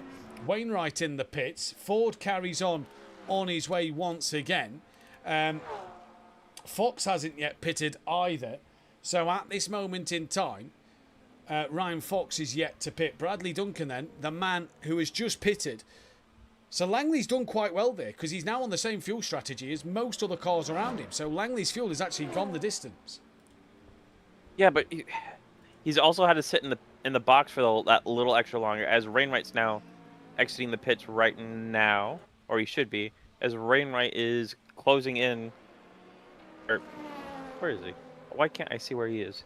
Oh, he's just coming out of Lesmo too, so he's going to be pretty much right on the edge in terms of energy getting to the final bit here, as Bradley Duncan does get past Wainwright through the pits. Does Wainwright stay in? No, Wainwright's off the limiter, so no. But the problem, I suppose, is Langley's tyres will be up to temperature and pressure a lot better than Wainwright's. If Wainwright has taken tyres as well, you know what the cold tyre situation is on LMU like. It can take a while for the tyres to just warm up and come around a little bit more. So Langley could be on the better tyre at the moment. Yeah, especially for the next lap or so, but it's also going to dependent on. I'm pretty sure both of them will probably on the same tire strategy, just because they're right next to each other. As as Townsend gets into the box with 0.04% left in his energy bank, so right on the edge there. Looks like John Ford also is going the distance. He's right on the edge of being able to do another lap, so. It's definitely gonna be interesting to see if he stays out for another lap or he goes in. Does he go longer than the leader? He does. So he's on 0.99 laps of energy left. So about 3.5. He's down to 3.1 now down the front straight. So he's definitely gonna do a bit of Lyco here this final lap. But he's definitely probably the one to watch to gain as he's just went over half race distance on the beginning fuel, which is, as we all know, is always a bit weird with the short formation lap. As looks like Bradley Duncan should easily get past Townsend here. Just noticing Maybe? with Cambrai. Is Cambrai out this race? No, he's back in the pit. So Joachim Cambrai here is losing out to the GT3 cars. Where is Townsend exiting the pit lane just as Bradley Duncan comes sailing through? But the question on everybody's faces, I think Townsend might have to splash and dash to the end because he's just come out just before the halfway stage. It literally all depends on when these LMP2 cars finish the race, because the estimated laps I'm seeing right now are jumping between 53.6 to 53.8. So it's definitely on the edge of when this race is going to finish. As I'm looking at John Ford. John Ford down to 1.2% left on his virtual energy. So he's definitely on fumes right now, trying to get to the end of the end of this lap in box. Well, this is going to be an interesting strategy to see what Townsend has done. And like you say, when them LMP2 race, when them LMP2 leaders do end this race, I've just been given a hot water bottle by my partner, who has filled it up and put it in the freezer for a little bit to cool it down. And that has been an absolute delight. I'm telling you, what a lovely thing that has been. Oh, no. What has happened? Oh, John Ford might get a penalty here. He just went to 0.0 as soon as he entered the pit lane. There's no penalty marker come up on his screen when I've gone on it. So we'll see when he comes out. I think he just got away with it. Wellington, Jimenez, Tristan Herbst are going side by side into Ascari. Tristan Herbst looking up the inside. Wellington's lost a place here already and backs out to the fellow Porsche car of Tristan Herbst, who goes back up in towards P number 7 now. And they're 4 seconds off the back of Peter Love. So Tristan Herbst moving his way up through the field. Schaefer's, by the way, look at that. He's down in 13th place in category. Just because of that drive-through penalty he had. What a shame. Yeah, but luckily he's close enough. I think he can get back into the top 10. Maybe get Ryan Fox if he has a clean enough race. But John Ford all the way up to P8 now. He might lose out to Fox here. No, he has plenty of time. Whoa, so P8 Gareth Anderson! A moment through Ascari and into the wall very hard for Gareth Anderson there. That's given Ossian the place. Ossian and him was just having a little battle. Couple of tenths between them. And Anderson, who had a moment there earlier when Dan was putting a lap on him, has had another big one now. And that could be some serious damage to the front of Lightning McQueen. It is not Kachow, it is Kaouch as he's dropped the rear. That car is absolutely knackered. That's going to need a pit stop. Yeah, looking further up, Matt Townsend did somehow got in front of Bradley Duncan. So I don't know if it's Bradley trying to save as much fuel as possible to make that last pit stop as easy as possible, or is it just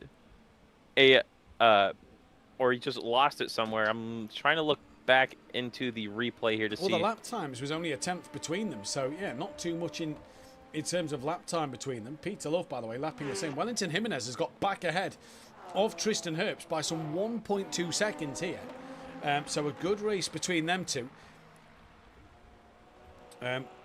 Rocket was supposed to be on a hiatus, more like training camp, says Craig Stothard. I assume that's Rozalski he's on about there. Arctic Fox Ford might be able to look out and get a win by stretching that lap. The energy no longer counts once you enter the pit, so he might have just done it. And Rob Smith saying, yeah, Dunn had off Lesmo won and lost the lead. Yeah. Oh, and I looked back in the replay, and Bradley Duncan did go deep into the second chicane. That's how he lost the position. So it wasn't a strategy move. It was pretty much a skill issue move. That happened there. Bates now looking up the inside of Dan Davis. This is for P4 and 5 in LMP2, and Joseph Bates pulls it off. And what was once the apprentice to the master, Dan obviously then took on Ben Rook as his apprentice. Well, it's like a Jedi Knight losing out to a Sith Lord there that you once trained as a young kid. And Joseph Bates really defending hard from Dan Davis. On the back of that of Gray Langley as well to put a lap on. Joseph Bates is really not allowing Dan any chance to get through here. He is fighting hard for this 4th place. And good on him. Great to see the fighting in LMP2 at the moment. Yeah, especially since only 5 of them are on the lead lap right now. definitely a disappointing showing for the LMP2, but I don't know what happened side to by side Sil from into a Ascari. Dan's lost it on the braking somehow. He was sideways and managed to get it pointing the right way. He's lost a lot of time to Joe. He's probably ruined and got a nasty vibration on that set of tyres. But somehow Dan Davis lives to fight another day here. He's definitely going to need to put ice on his wrist now, just because if he has any type of vibration, that's going to go. Left that bit late for Town. I want to move on Townsend, but if he has any type of vibration, that's going to go straight to his wrist, and it's just not going to feel great. No, not at all. Gray Langley's lost some 3 seconds to Wainwright. Herbst back on the rear of that of Wellington Jimenez. Cam Bray is trying to work his way back through the field for technically overall position. He's overall down in 17th place in this race. He's on the back of Paulo Vieira, who we've not seen the best of Paulo Vieira since Le Mans. But he's still out there picking up points. Hats off to Daniel still as well, and Cambrai. They're laps down in their class, but they want to score points in this one. Yeah, I surely hope both these guys get a break later in the season to where they're going to score massive points and maybe get a top 5 or a podium out of it, just because of their resolve to finish this race. And what's crazy right now is Townsend's not saving any type of fuel. He is burning and burning. Surely that's going to cost him come the end of this race in terms of doing another pit stop. He's got Bradley Duncan right behind him as well. It's almost like a three-way. This race at the start was like a three-way fight for a league title. You might know where I'm going with this. It's like a three-way fight for a league title. Now there's been a bit of a split and a separation, and the fights have gone down to only just a couple of cars a little bit. But still, between the front two, it is that Bradley-Matt Townsend show. Yeah, John Wainwright's just... I don't think he had... I think he doesn't have that extra 0.2 that he needs to go up and fight. Is that literally 0.2 of a second is what's costing him from a... He's probably safely into P3 here, as Langley is slowly but surely falling behind him. But I think if he was about 0.2 quicker in that Lexus, he would be right behind Bradley Duncan here, either saving fuel or putting pressure onto both these cars to either get a move on or to gain a position or two. Yeah, indeed. It's been an interesting race for sure, and it poises. It has the question marks of what will happen at the end. Bradley Duncan is trying to give it everything he's got, because we know he won't be here for the final couple of races due to the fact his work schedule changes. So that already puts Brad on the back foot. He just wants to go out there, enjoy some good racing, enjoy some really good fun, but at the same time pick up as many race wins as he possibly can. Well, he's trying to keep that his perfect race start to win ratio he has on right now, but I don't think Townsend it's going to make it easy for him, especially in that Corvette being such a bullet in a straight line. Yeah, I haven't talked to Townsend, so I don't know what I can only guess or speculate on what he's trying to do here. He's definitely burning more energy right now than he was in the last sector, by about 0.0 or 0.2% per lap. Yeah. He's burning 3.9 per lap right now. He was burning about 3.7 in the stint before, and he just barely made it to 26 laps. So I don't know what's the strategy here. If Bradley does get past him here, I can see Townsend start going back to his about 3.7, 3.6% per lap and trying to save to the end. As the lap counter now goes all the way down to 52.9. So right now, John Ford, I think, is in the best seat in the house, looking about 34 Townsend's seconds. off. Oh! Townsend and Bradley missed that one. Just looked away at the chat for a moment. I'm going to try and see what has happened on the stream next to me. So coming down into turn 1, Bradley looks up the inside Oh, Townsend turned in. Brad went deep. Townsend turned in and Brad went deep. Oh. Missed his braking.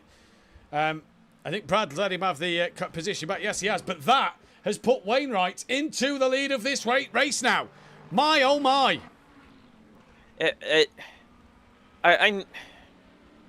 I don't know.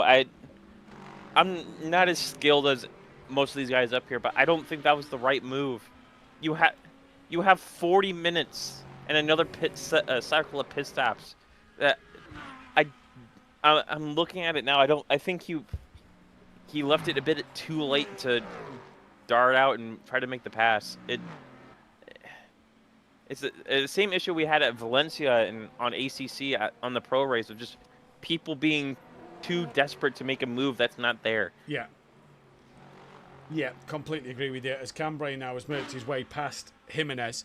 But this has put Wainwright in the lead of this race. And the thing I was reading was Gordon saying that I think Townsend realised he is ahead and he might not be able to stretch it. So if he pushes now, he has a higher chance of finishing ahead of Brad. Well, the other thing you've got to remember is, was he also saving that bit more fuel in Brad's slipstream? Just being able to stick in the slipstream for a little bit longer, saving that little bit more fuel. Yeah, he's down to 5%, about 5 to 6% advantage over Brad. And I'm looking at his predicted energy, 19 laps. 19 laps puts him right about 52 laps. He needs to save an extra lap of fuel to make it to the end. Yeah. Well, this is going to be an interesting one to see what will happen between these two, because all of a sudden Wainwright's got a 1.5 second lead. Langley's nowhere in sight on the back of these two as well. So is Langley now doing the fuel saving that maybe he should have done in that first stint either way? Daniel's still going out there, great to see. Chris from Greasy Bandits is Chris Privet from Greasy Bandits Racing is down in P17 overall. He's 1.9 behind that of Schaefer's. So Schaefer's just hasn't been able to start to make that progress through the field he would have wanted. He's 42 seconds behind Anderson, who's 3 seconds off the back of Stapley. Stapley himself is 26 seconds off the back of Ossian. Then is Zlatnik, 18 seconds ahead. 4 seconds ahead of Zlatnik is Paulo Vieira, who is 2 seconds behind that of Phil Hornsby. He's not, because Phil Hornsby's had a spin on the exit of the first chicane, and that's allowed Vieira through. There goes Zlatnik, and Hornsby onto the escape road. Well, where is Ossian? He's 15 seconds behind at the moment, and that gap comes down to about 12, so we'll keep our eyes on that. So Ryan Fox is 9th, then it's John Ford, Tristan Herbst, who's lost out to Jimenez a little bit then, and then it's Peter Love from Gray Langley, from Bradley Duncan, who is still on the rear of Matt Townsend, who is now, Matt Townsend by the way, 2.5 off the back of John Wainwright.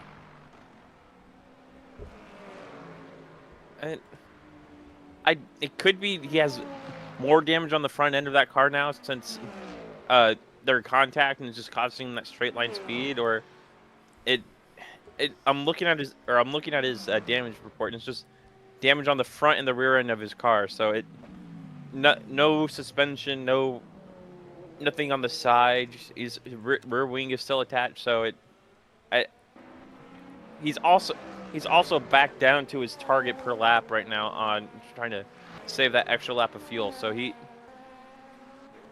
right now he's aiming for about lap 52 to finish. He needs to somehow find another lap of fuel if he wants to try to make it on only one stop. So if he's got to make it on one stop, that would really then assume that Herbst, Jimenez, Love, Langley, Duncan and Wainwright do have to pit again. Ford, down in P8, could be sat in a really good position because he's got more energy than Townsend here. Yeah, I got a question for everybody in the chat. If anybody knows the pit loss you have around here, just ignore the pit stop because the pit stop's going to be different for everybody. How long is it from pit entry to pit exit, is it? I have that for ACC. I don't know if it... It's about 37... I know it's 37 miles per hour around here, so it's about 50 kph. Which is what so I think it's the same. Yeah, I think it is. So for ACC, pit loss for it worked out in a drive-through at Monza is 31 seconds roughly.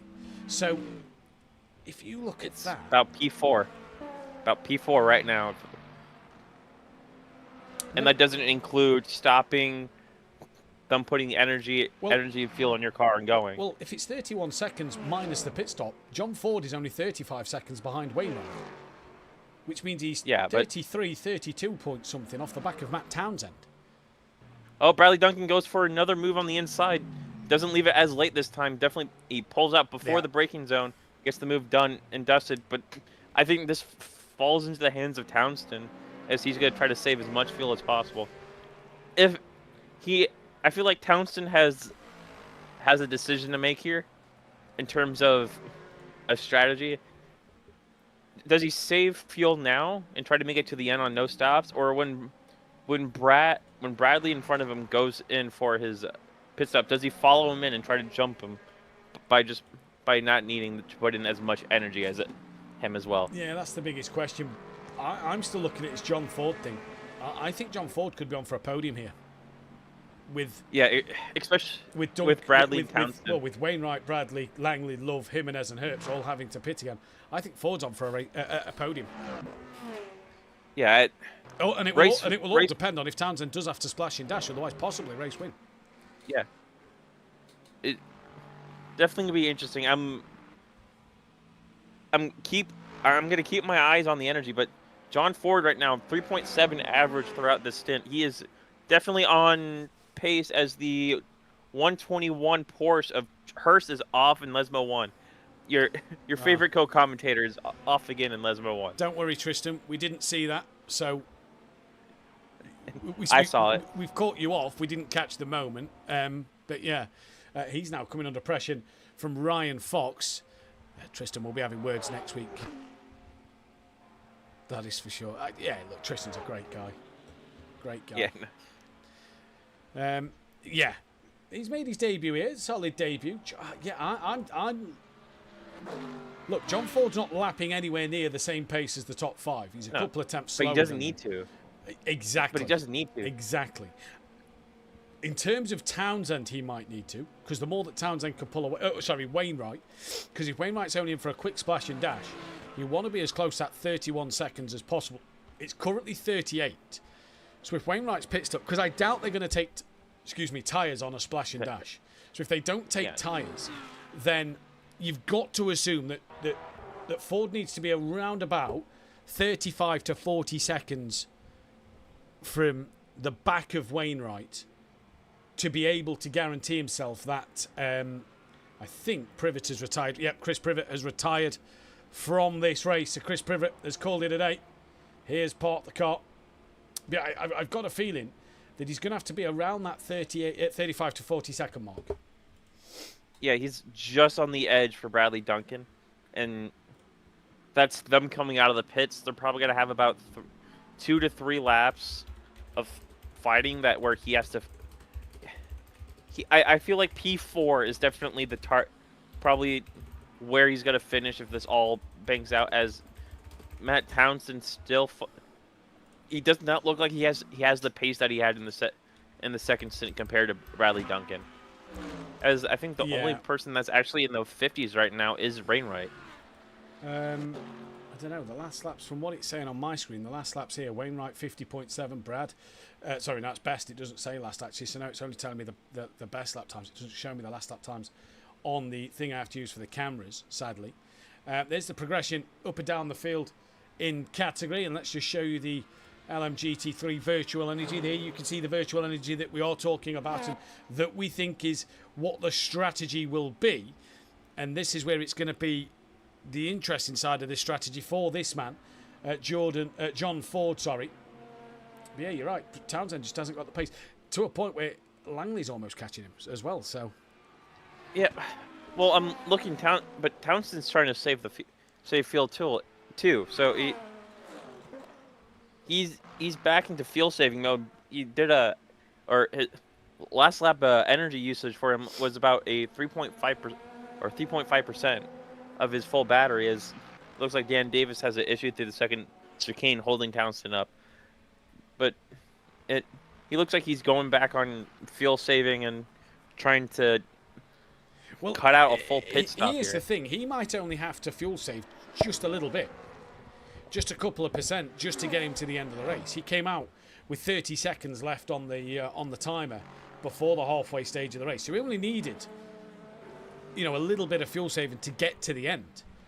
Everybody else we know has got to splash and dash. So that's where I think it's going to be a little bit more interesting to see what Matt Townsend can do. Well, it's gonna all be gonna be on the shoulders of the LMP2 leader Rizalski. Yeah. I was not gonna get that out. I apologize. Finishes. It's showing here he's gonna get to about lap 59, so about 15 more laps.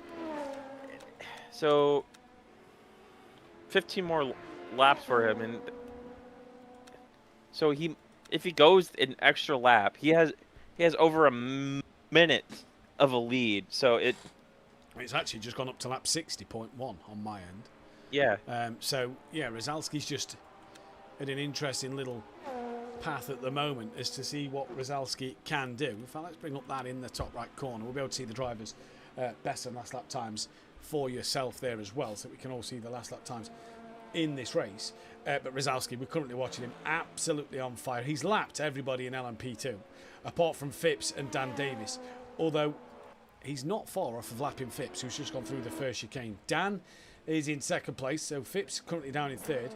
No real battles happening out there at the moment. Daniel gains, and this is, look at this. This is why we have to praise Daniel for keep going. We're not sure why Chris Privet has retired from the race, but Daniel's just gained an extra couple of points from that retirement. Yeah, and he's about like 3/4 of a lap behind Garth Anderson. So if Anderson has any issues, actually Garth is everybody in front of him is gonna have to box again. He's the best on energy. I'm pretty sure he's gonna be able to easily make it to the end of the race.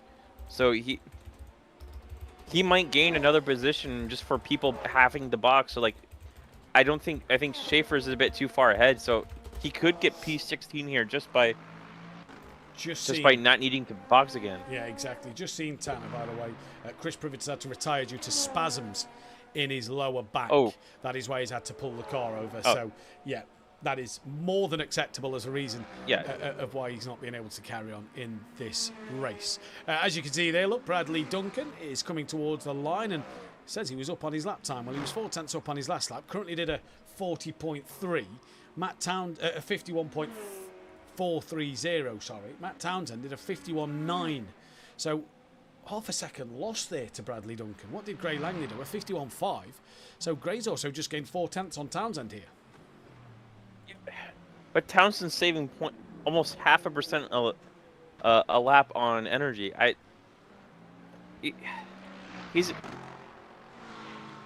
don't think Townsend's gonna make it. I think he needs to save another about half a lap of energy, which he has half a stint to do so. But Wellington's back in the pits. Jimenez, just seen him lose out to John Ford. He's back in the pit lane. Has he just done a drive-through? Let me check. I didn't see him get a drive-through. No, neither did I. Pit stops. Yeah, no, he's done his second pit stop. Checking the replay now. He's done his second pit stop. Oh, so... Okay. So he does a splash and dash now. It's going to be the same amount of energy you need to put in now than it was later. So he put the fuel energy in and is now out there going to finish the race. What's his energy saying on your screen? 43. Huh? So does that mean Tristan can get to the end of this race? No.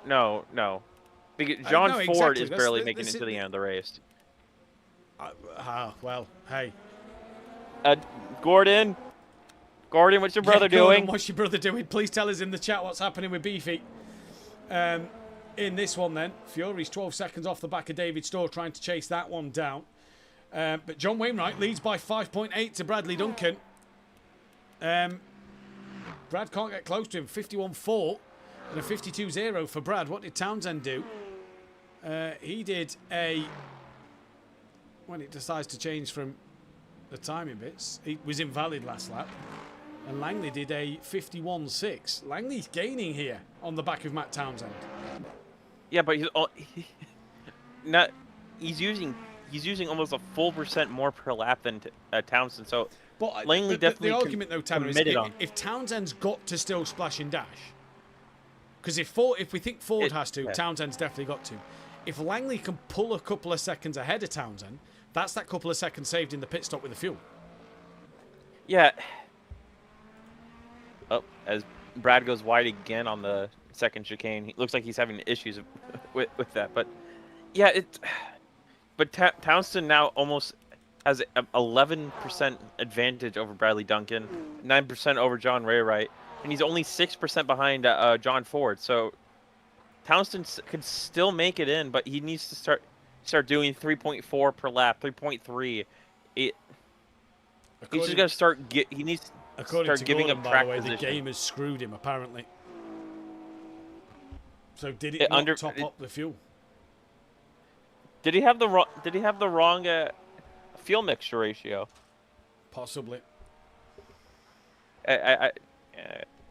He's still got to get made fun for that. I mean, at he the pulled moment, Sam Williams. At the moment, he's only lost one place to Tristan Herbst. Right, he was already behind John Ford. He's only lost out to Tristan. Place worthy given to Herbst. We all like Herbst around here. We love Herbst. We love Tristan. And like I say, if you want to hear me and Tristan, League by Fox Tecker next Tuesday, I'll share it in the SimPlay Motorsport Discord. You'll be able to hear me and Tristan live, commentating on the likes of Gordon, and it has been sponsored by SimPlay Motorsport and Design Manchester, so check that out. And we've also got Tan and Kneebone running in the SimPlay Racing car, so also a bit of league and team sponsor promotion there. So come and support them guys next week. I'll be on commentary. Not sure, says Gordon. He's not in a good mood. His livery looks fantastic. Like what I'm going to say. So tell him that one.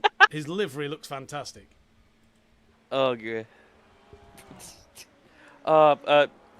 Langley now within probably a striking distance of Townsend this lap. If Townsend's going to keep saving energy here, he just has to let Langley by as easily and as efficiently as possible. It's right now for him. It's all about efficiency. Yeah, completely agree. He does not want to fight this one, does he, Tanner? He does not want to get himself involved in a fight, which is just going to cost him time. Yeah, it's a difference between the 35 seconds we think is going to cost him. And that's probably on the low end in terms of, because we don't know how much energy these guys need to put in. It's probably going to be about 5% they're going to have to put. These top guys have to put in. I think Langley's probably going to have to put about 15% in, 15 to 20%. If I'm just rough estimates, so it's definitely going to depend on how long these guys want to put in. Rainwright seems like the shoe-in for the win right now because he's matching or beating Bradley Duncan in terms of lap time. It looks like. And he's on a better energy, so he's gonna have a shorter pit stop coming up here, and he's gonna keep his lead, barring any mistake from him, which he's been having actually a good mistake-free race so far. And hey, fair play to him. He's drove brilliantly at the moment. He's drove really well in this race. There is your LMP2 leader. Bartek Rozalski. Dan Davis is P2 at the moment.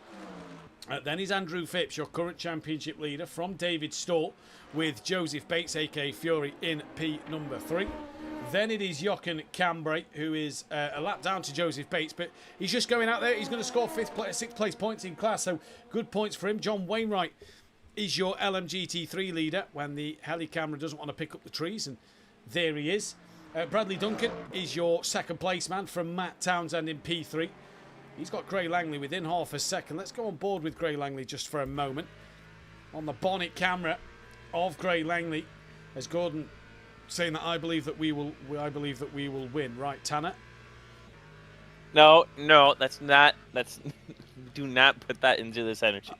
I don't know if that's for the Fox Tech high school stuff. To be fair, I don't know. I need to do some practice this weekend on that. Townsend got a horrible run, by the way, through the Ascora chicane. Langley is right on the rear of him now. Bull's out to have a look in towards the Parabolica. Langley's going up the inside of Townsend. Through goes Langley on Townsend. Pretty comfortable as well for Gray Langley. Now is the time for Gray to put the foot to the floor and try and pull away a little bit here. Because this, now he's in the slipstream, is going to help Townsend save that bit more virtual energy. Yeah, Townsend right about 90 to 85%. He's just he's letting off. This is exactly what he needs. He needs somebody about similar pace to Bradley Duncan, and just follow him around. This is, he might have made it a bit too tough in the final corner, but I think this is probably the best way for him to save that extra. He's still, I believe, a lap. He's about half a lap short right now in energy, I think. He needs to save about another half a lap of energy, which he's on pace to do. His 5-lap average for the last few is 3.6, which is literally more than what he needs to do right now. He's on track to find that extra lap to get to lap 53. And as I just remove the Tanner, this here is what Tanner is talking about. This here that I've just brought up on the screen, the Wainwright, Duncan, Langley, Townsend last lap average, the last 5 average, and the average. Sorry, the last lap usage, last 5 lap usage, and the average overall is exactly what Tanner's talking about. That 3.8% there, my cursor is hovering over, is the 3.8% he's using on average. Look at everybody around him. John Ford is better than him on 3.7. Everybody else averaging 4 to 4.2 on average in this race. So you can see the job that Matt Townsend is currently doing in this race at the moment. And that just goes to show, Tanner, what the strategy could be helping out Matt Townsend with. Slow. Oh, I switched over to Langley for a little bit, and it looks like he got a little... It was a bit sketchy on the last corner. It could just be my camera view and my connection showing his car a bit sideways, but... Townsend 3.1 that last lap, so he is... He is in full-blown fuel-saving mode. He is Lycoing, Lyco meaning lift and coast, like a madman. As Styles in the chat, last 20 minutes been a great night on track. It's been a real great night. Yeah. It's been fantastic racing. Yeah. So, for GT3s, definitely, I feel like LMP2s, not saying they're all having a great race, it just hasn't been as close, or as it. Sadly, with LMP2s, we don't get any type of information on what fuel or anything they're on. We just get a lap time, and which for them makes it that much more entertaining because everything's unknown. But for commentating and everything without any way of seeing how much fuel they have and what if they took tires or not is really hard. Yeah, indeed it is. But this race has kind of been, it's kind of changed as well, hasn't it? We saw great battles within that first half an hour, and then it's almost gone from a race of battling for position to a race of just outright strategy now. Yeah. Well, for John Ford, it's always been for strategy. Well, yeah, for John Ford, yeah. He had a strategy he believed in, and he stuck to it. I think Matt Townsend was kind of on the gray area of, does he push and try to stay with him and still box, or does he start fuel saving? And that's probably why we're seeing his pace drop off by another second right now. Well, 16 minutes, 50 seconds to go. It is Wainwright from Duncan from Langley, the top three. Langley's here. If Townsend does, on the very last lap, have to splash and dash, by the way, Langley's already got 2 seconds over Townsend. So Langley's doing exactly what he needs to do, just in case Townsend does have to splash and dash. He's right on the edge, too. He is probably praying to almost any god he can think of right now that the race ends in about 8 laps for him. Love is into the pits. So Peter Love is into the pits from P5 in this race. He's just come in as well. No, he's just coming out as through goes John Ford. What has happened to Tristan and Wellington? Well, I think Wellington went into the pits as well, because he has Oh yeah, they about must the have same amount of energy. Yeah, Tristan's got 37 left. Ooh. Wellington's got 45 left. Yeah, okay. So yeah, so Tristan might need a fuel save a little bit here. I think he left it a bit too close for margin, but he should be fine since Ford. Yeah, tough. Yeah, he's just on the edge. I think he just has to do a little bit of lycoing, but he has 10 seconds ahead and behind, so I think he should be fine. Well, Peter Love, by the way, came out. He'd only lost the one place to John Ford, so great race from Peter Love. Great race from Peter Love. Yeah, and he has the energy to go full push now. He has more than enough energy and fuel to go to the end of the race, so he's on full blown push mode now. Now it's just interesting to know when the top three want a box. Well, Langley's doing what he needs to do. He's got 2.5 over that of Townsend, so he's doing exactly what he needs to do at the moment. Last push, Foxy. Do it for the Stags. Oh, Styles, no. Oh, it's chucking out Mansfield Town penalties here. Oh, dear. Yeah, Langley's doing exactly what he needs to do. If Townsend has to splash and dash, he's got 3 seconds. So that 3 seconds will be then exchanged basically in the pit lane if Townsend does have to stop. My question for Townsend is, has he got enough to cover off Ford? He's 34 seconds ahead of Ford. So if he has to splash and dash, has he covered John Ford at the moment? Yeah. So it looks like P5 is going to be the maximum John Ford's going to be able to get out of this race.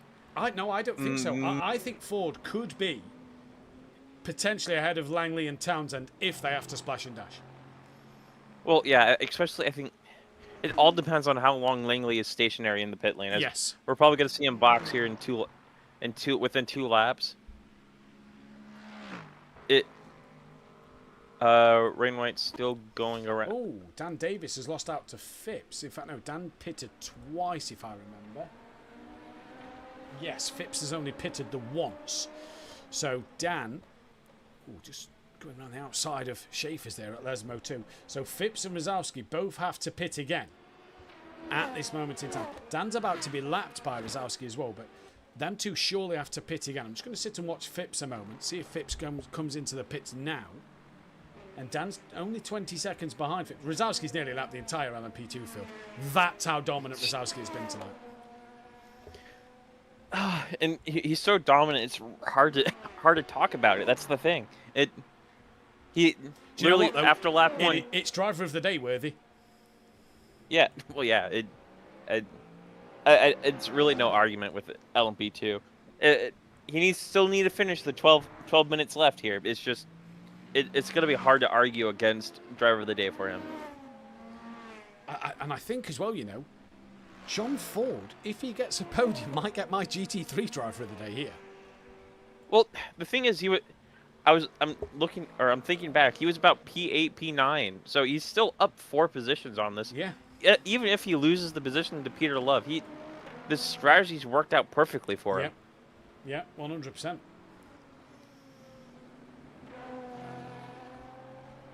I mean, let's see. Let me look at the car hood a second. So, Wainwright, according to this, has got 2.8 laps of energy. Brad's got 2.2. Langley's got 1.6. Townsend's got 6 laps on the dot. 6. And there's about 7 to go. Oh, he's right on the cusp, isn't he? John Ford has got 7.3 laps.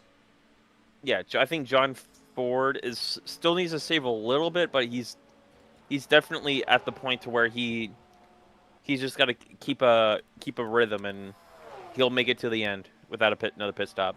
Well, this man, what a day to be John Ford. He could be in for an absolutely outstanding result here. Remember, if you like what you see here, hit that subscribe button if you are new to the channel to see more racing action. We're at Spa-Francorchamps for Pro-Am and Pro on ACC console tomorrow night and on Thursday. Silver and bronze tomorrow night in Pro-Am, and then gold and platinum on Thursday night in Pro. And then I'll be back next Tuesday for Spa-Francorchamps round number 4. Halfway stage of the season almost as well in LMU. Only 7 races. So at 50-minute mark of the race next week, we'll be at halfway through the season for our 4th week of LMU and next week as well, I believe, for week number 4 of ACC. We head to Silverstone. Oh, I thought that was week 5. No, we do head to Silverstone week 4 because then we're back at Monza for week 5 on ACC console. So make sure you stick around as well. And in 2 weeks' time, when we go to Sebring on LMU, we might be able to share some great news about future series in terms of what will be coming track-wise, because on the 4th of July, yes, Independence Day, there is an LMU announcement about their new season pass. On Independence Day, what could that possibly be?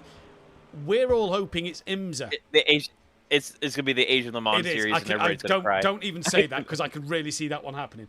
We're all hoping it's IMSA to bring some fantastic action at the likes of Daytona and Indy and Road America, Long Beach, Road Atlanta, VIR, because if I don't say VIR, Gordon and Beefy will hate me for it. We should be seeing Langley and Duncan come in this lap for their little splash and dash. So it's gonna Bradley's in. Interesting. It's gonna be interesting to see. If Bradley didn't come in, I'd be concerned. Rozalski's just put a lap on Langley.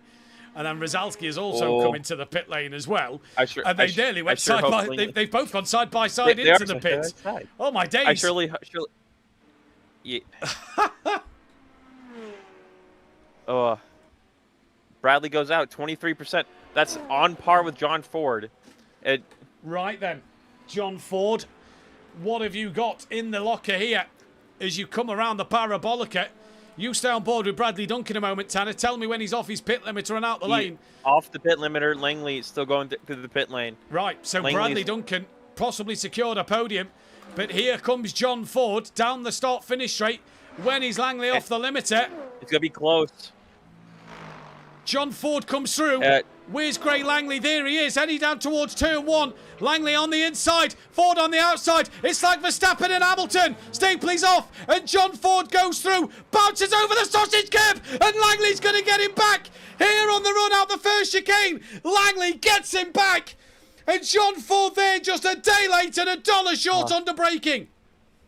He was a bit too respectful, which is weird to say, but bit too respectful into turn 1 and just expected Langley to go a bit deeper, giving him a bit too much space, and cuts turn 2, and which causes him to lose that position. So John Ford right now is looking just to stay behind, just to keep a good pace now and try to keep that P5 away. Yeah, it really As it looks like Paolo is now coming out of the pit lane as well. So Paolo coming out the pits, that's put Jimenez back up to 8th, and Tristan Herbst back up into 7th. It's some 43 seconds, Tristan Herbst, behind Peter Love. So John Wainwright into the pits, and then this man, through the parabolica he goes, Matt Townsend. Let's take a look at the... He's just under 4 laps with 5 to go.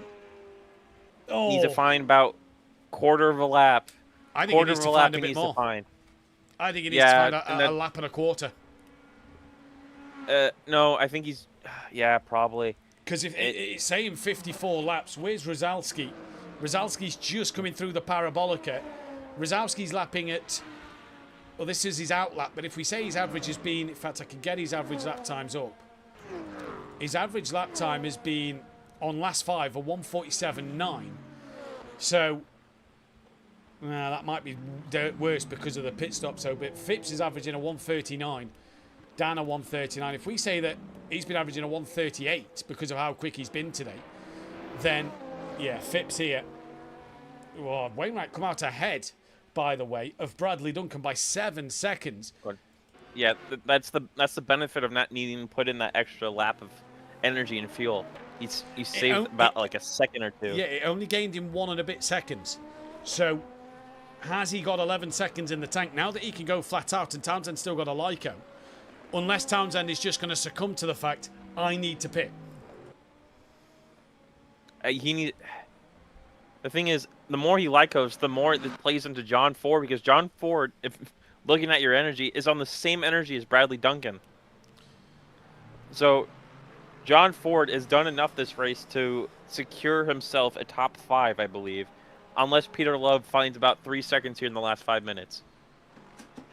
Well, what an epic race at the end of this one. It's been absolutely fantastic. Bottle Job Ford says Drive Mad in the chat. So close to Hamilton. Verstappen with a GT3 twist, says Gordon in the chat. That is Hornsby being lapped by John Ford now with Stapley. In fact, Hornsby's just attacked the rear of Stapley. That is for position. Hornsby didn't get through. John Ford is being held by the back markers at the moment. They don't have to get out the way, remember. It is down to John Ford to put the lap on them. And they're having their own battle here. This is for 13th and 14th place. Schaefer's has only come through to 12th, by the way. Oh, Stapley gets out of it to allow John Ford through, and Hornsby takes full advantage. Yeah, it's not F1. Blue flags is just to tell them that they can't make it difficult. They just gotta hold their line and try not to impede it. If I remember correct, that's the wording of the rule. They can't impede. Yeah, you can't block, defend from the lead car driver. You don't need to let them by. You just can't make it difficult. Gordon in the chat saying that Townsend doesn't need to pit again, right? He's got 2.6 laps of fuel left, or virtual energy left in the tank. There's 3 laps left to go. Yeah, he's on. No, there's 4 laps left to go. The lap he's on, plus then the 52, 53, 54. So yes, he has to pit again. Yeah, he's just behind Rosalski as well. So he has no car to follow right now either. So he is the biggest one for me. By the way, Phipps, I believe, has only pitted once in LMP2. 42. I think think 18 seconds clear it down. Yeah, I'm pretty sure it was the indecision in the beginning of his stint if he should push or not is what's going to cost him here. Yeah. Yeah, I think you might be right. Well, let's find out. There's only one way to find out, and that is to see what he does. He's going to have 1 lap of fuel left. Well, maybe. He's going to have 2. He's going to have 2. He has 2. Just. He's going to have barely 2, but he's going to be. He has 9 seconds to play with here. He has a 5% deficit to everybody around him. But he's got 3 laps to go. It's 5 point. Yeah, it's close. No, wait. Will the lap end on the at the end of the 59th lap? Will it end? Yeah, because the race is only going to go 60.2 laps. Oh, I really don't know. I really don't know. Sorry, I meant to say Townsend is going to need to pit. No way you can stretch it. Is what Gordon's saying in the chat. Well, yeah, I don't think so. I really don't know what to think here. I'm really struggling to know what he's got to do. If he wants to do another lap, he needs to somehow do about 2.5, I believe, per lap of energy usage, and he's already almost a second slower, and he's already 2 seconds slower. He's 2 seconds slower this lap, and Wainwright's now 7.5 seconds behind him. So thing is, he can afford being 2 seconds slower, but it's 2 seconds at the exit to the second Lesmo. You know. Oh yeah, no, that's so. It could be 3 seconds come the end of the lap. Here we go. He's off the throttle. Just applies 3/4 of throttle, half throttle through most of Ascari, and then back to full power. 2.5 seconds. He's now down on his best, and Wainwright's 7.5 behind. So maybe he could just get there. But if Wainwright gets close to the back of him, he's not going to have enough in the tank to fully defend. Yeah, he's literally going to be him trying to salvage as much as he can. It's all going to depend if Rosalski. He needs Rosalski here to end the race this lap. Which he's not going to do, because Rosalski's coming through the Curva Grande, and he's going to get 1 more lap in. Because their best laps is a 1:37. Rosalski's last lap was a 1:39. Was it a 1:39? Yeah. So, I think Townsend's got to pit this lap for 1 lap of fuel, basically. Yeah. For 4% virtual energy, he's got to pit for at the end of this lap. Yeah, no, John Ford might be a top 4 here if he hangs on in front of Peter Love, in front of the BMW of Love, who is getting blocked by the Aston Martin. If Townsend drops off the podium, that could be. He's going to go all the way down to P6. all the way down to P6 because Love is within Yeah. the pit window as well. Yeah. And look at that, Wainwright, look. On the back of him. 5 seconds now, so he's pulled another 2 seconds back. And coming through Lesmo 1, Townsend is now already 1.5 down on his time. And as he comes in towards Lesmo 2, he's at 1.8. If I'm Townsend now, I'm going flat out for the rest of this lap. I'm not lifting and coasting. He has enough to make it to the end of the lap. I don't think he's ending the race right now. No. Wrong guy. Rosowski's coming to the line. No. To start what will be the final lap of this race. The final lap. Townsend's not got enough. So Rosowski's on the final lap here. Wellington Jimenez, just as Rosowski puts a lap on him within half a second of Tristan Herbst. So this will be their last lap. Oh, Tristan! Late on the brakes into the back of Rosowski. Rosowski manages to keep it. He's gone across the first chicane, but he's okay. And due to the cut of the chicane, Jimenez has gone through on Tristan Herbst there. We saw that one, does Tristan. Townsend come in? He's got to. He has got to. He stays. No, he's coming in. He's coming in. In he comes. Right, Wainwright has taken the lead of this race. Townsend crashed. Oh, he's crashed in the pit lane. He's locked up and spun. Here comes Bradley Duncan. Here comes Gray Langley. Oh, my days. Matt Townsend. The championship. Bradley Duncan may not take the race win, but he's going to be on for more points. Through goes Gray Langley. John Ford up into P4. Peter Love, P5 now. Where's Jimenez? I think depending on near. if he's repairing damage. No, he's No, out. he's out. He's on his way out now. And Jimenez is only at Ascari. Nowhere near. But Rosowski. So can John Ford stay P4? Well, you keep your eyes on John Ford, because Rosowski is coming towards the Parabolica. He's my driver of the day in LMP2. What a night he's had. Rosowski here. The man on form in this race. Nothing could stop him. Great to see him back at SimPlay. Rosowski wins at Monza with a great result for him. Andrew Phipps, your championship leader, is going to be P2.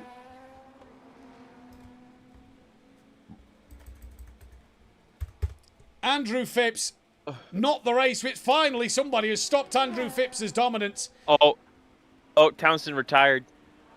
Townsend retired. Solid. Yep. Oh, he has. All the way down to P6. He's got to drive, yeah. So he will score points, but a retirement on the last lap. No.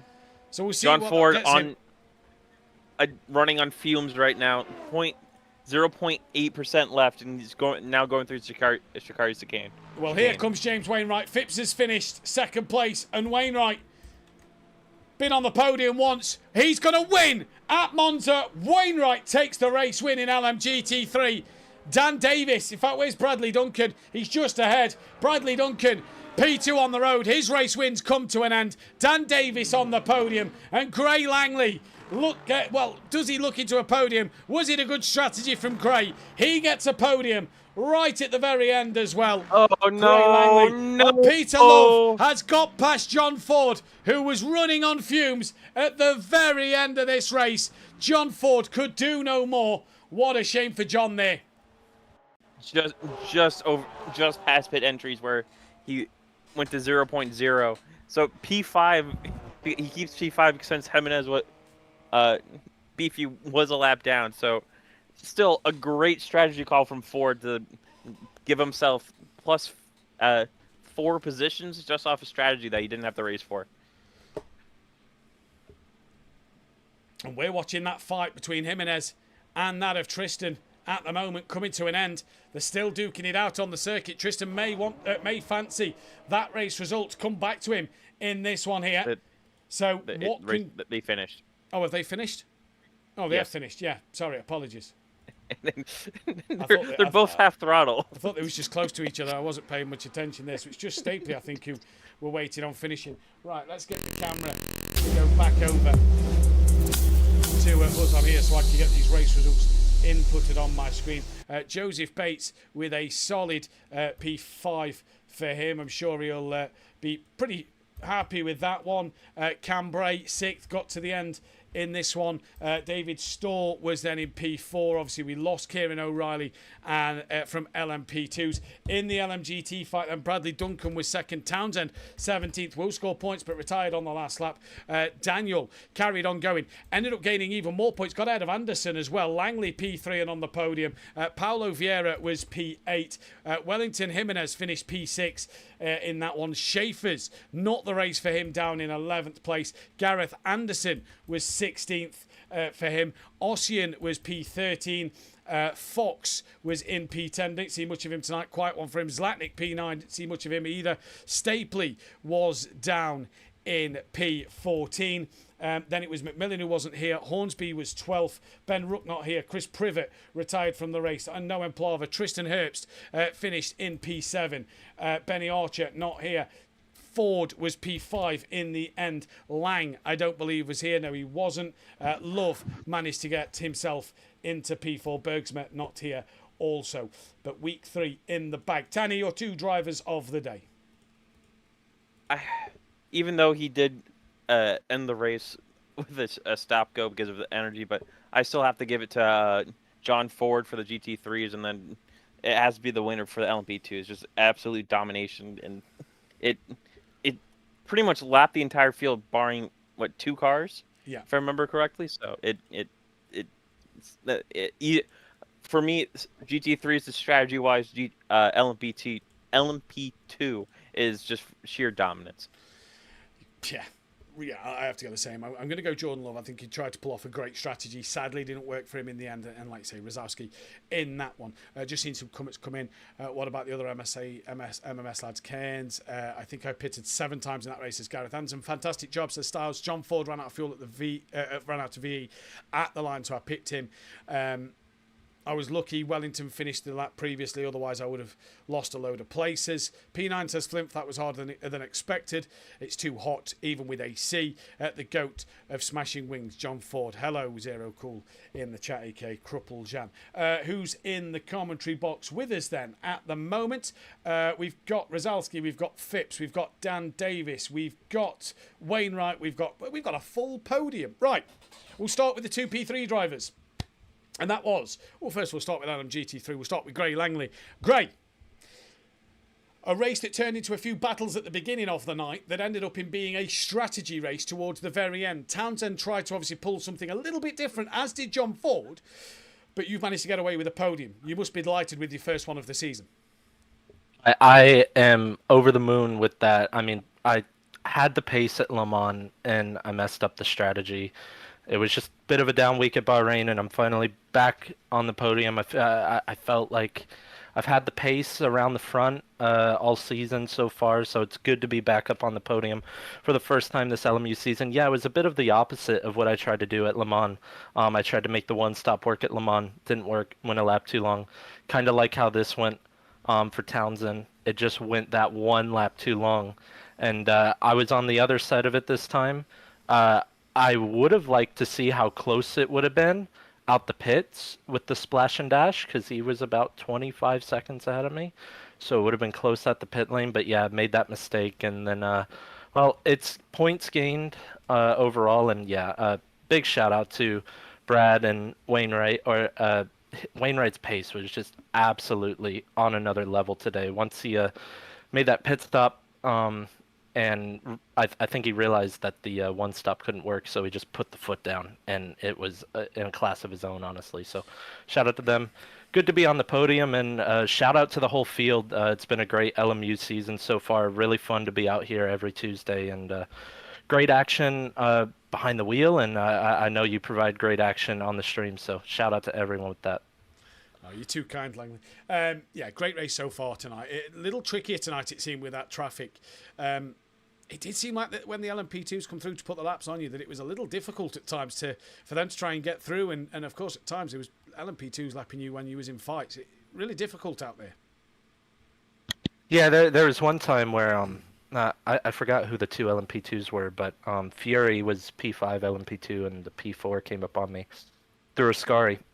I just held my line, couldn't do anything else, and then all of a sudden it was like a 3-way fight down to Parabolica. So Yeah, it looks like there was some good action in the LMP2s as well, besides just the pure domination out front. That shout out to Rosowski, just in a class of his own in the LMP2s. And Spa-Francorchamps next week. It's going to be a difficult race there. Obviously, we know the difficulties of Spa. Unsure on the weather at this moment in time. We'll find out next Monday what the weather will be. But, you know, it could provide another dramatic race once again. I think quali is going to be quite dramatic because Le Mans we got the 5 extra minutes because it was Le Mans. We don't get those 5 extra minutes, and this is the longest track on the calendar, bar Le Mans. So the pressure is going to be really on to get that quali time in. So one, who can do that, and then interested to see what the strategy will be. I really like the 100-minute races because it puts it right on the knife's edge for these GT3s. It's been some good strategy races so far, and interested to see. I quite like Spa. Hopefully it stays dry, but it's very easy to make a mistake around that place. A lot of braking zones where you're turning in. Easy to lock the rears, even in a GT3, let alone an LMP2. So, yeah, looking forward to next week. It was a good week this week and been a good season so far. So, yeah. Indeed. Well, congratulations tonight, Gray. We'll let you go. Kruppeljan in the chat with a €2 donation there. Thank you very much, buddy. Excellent race, he says, in that one. Indeed, it was. We'll go to the P3 man in LMP2 now, Mr. Dan Davis, who was in the thick of a lot of action tonight. There was one point you were sideways entering a scorer. You managed to hold on to it. There was contact with a couple of LMP2 cars on the opening lap of the race. You was battling for old time's sakes with Joseph Bates. You had it all tonight in LMP2. Yeah, I'm happy to get third. Frustrated I couldn't quite get Andrew towards the end. To be honest, my race was ruined from turn 1. I don't know how much damage Andrew had, but like for me, lap 1 was just terrible. Whoever caused the incident gave me rear right suspension damage. So the first stint, I was struggling with rear suspension damage. That's why Rosowski just ran away. If I hadn't had that damage, I think I would have been on par with him, if not quicker at times, but I just could not catch him with that damage. And then I was just hoping Fury does Fury things and hold everyone up, including Andrew, but it wasn't to be tonight. I think it was a missed opportunity. This could have been a night to score some good points, but luckily Rosowski is just his first race, so he hasn't gained massive amount of points, plus there's a drop score, and it's 2 third places this season so far. But Andrew with a first and a second, and I don't even know what his worst round is. I don't know if it was Bahrain or not, but it's still solid points for him. Yeah, opportunity missed, I think, tonight. Andrew's drop score is tonight. He's won the first 2 races of the season. So, there you go. Yeah, drop score. Either way, it was a cracking race, though. Like I say, Rosowski sort of being out front due to the damage you sustained early on. You did have your fair share of action and battles throughout this night. It was a pretty entertaining race from your from what we saw of you. Yeah, I mean, there was a particular LMP2 that seemed to be really messing up the first chicane, which really put me on edge for a long time. I think possibly caused the incident on that one, so that was really making me nervous. But when I eventually thought, let's repair the damage, let's get fresh tyres, and let's hunt the pack down, I had great fun hunting the pack down. I was lapping, I think I was at 1.2 to 3 seconds a lap faster than the entire pack. I was flying. And then, caught up with my old, my first teammate in ACC with old Fury, and do you know what? I thoroughly enjoyed that. That was actually my highlight of the night. Everything else was a bit silly. I think the GT3s were a little bit questionable at times. Obviously, they like us to be going around them, but when they become a little bit unpredictable and they move and decide that they're not going to stay on the racing line, it becomes very, very difficult for us LMP2s to actually judge where they're going. So questionable on some of them, but all in all, not a massive incident tonight. Managed to survive, and yeah, Fury, if you're listening, I thoroughly enjoyed that. Let's go round 2 at Spa. Questionable. I haven't heard that since the great days of Kelly Davis at the Hockenheim ring. Spa-Francorchamps next week, Dan. What can you do around there? Birthday that day, so I'm hoping for a gift. I'm probably going to be sweating out. New pedals as well, I just forgot to mention. So it was a little bit weird trying to get used to the pedals and the tricky braking points of these cars. But Spa, I have done a little bit of testing in the LMP2s. I have driven them around there. I thoroughly enjoyed them there. Hoping with no rain, if it stays dry, I think I can possibly maybe give the top guys a little bit of a headache. But we just see these guys are quick, and especially Rosowski and O'Reilly, when they just turn up and just do that, it's just ridiculous, isn't it? It is indeed. Well, Dan, congratulations tonight, and we'll see you next week. Cheers, boys. Well done, Rosowski. Solid job, and Andrew as well. And we'll move over now to the P2 drivers. We'll start with Bradley Duncan in LMGT3. Brad, your winning streak has sadly come to an end, but P2 and a lot of points over Townsend in that one. You've got to be happy with your night's work. It seemed a really interesting and tricky race at the front of GT3s tonight. A lot of drivers on different strategies doing different things and also close together. It just provided us with great action. Yeah, I don't want to say I'm happy. I don't want to say I'm disappointed either about the performance. I think I did what I had to do, and I'm very happy about that. I did gain points over Townsend. However, I don't know if you guys caught it on stream. I did murder him in the turn one. I was going up his inside, and I just overcooked it, pushed us both off, and that allowed Mr. Wainwright over here to go through, and he just never looked back. So. Yeah, I stayed behind them. I'm probably just going to end up self-reporting because I was just bad on my part. But, I mean, other than that, the Mustang, I ain't going to lie, was trying to kill me every corner. And I was just trying my best to just push through these corners and not end up on a wall simultaneously. Like I said, I had a little mistake early on that cost me the lead to Townsend. And then, obviously, what happened turn one. So that allowed Wainwright to go through, but to be honest, I think even if those things didn't happen, it would have been difficult to hold him back. Because after the pit stops, after he kind of understood that he wasn't going to make it with the fuel, I had no response to his pace at all.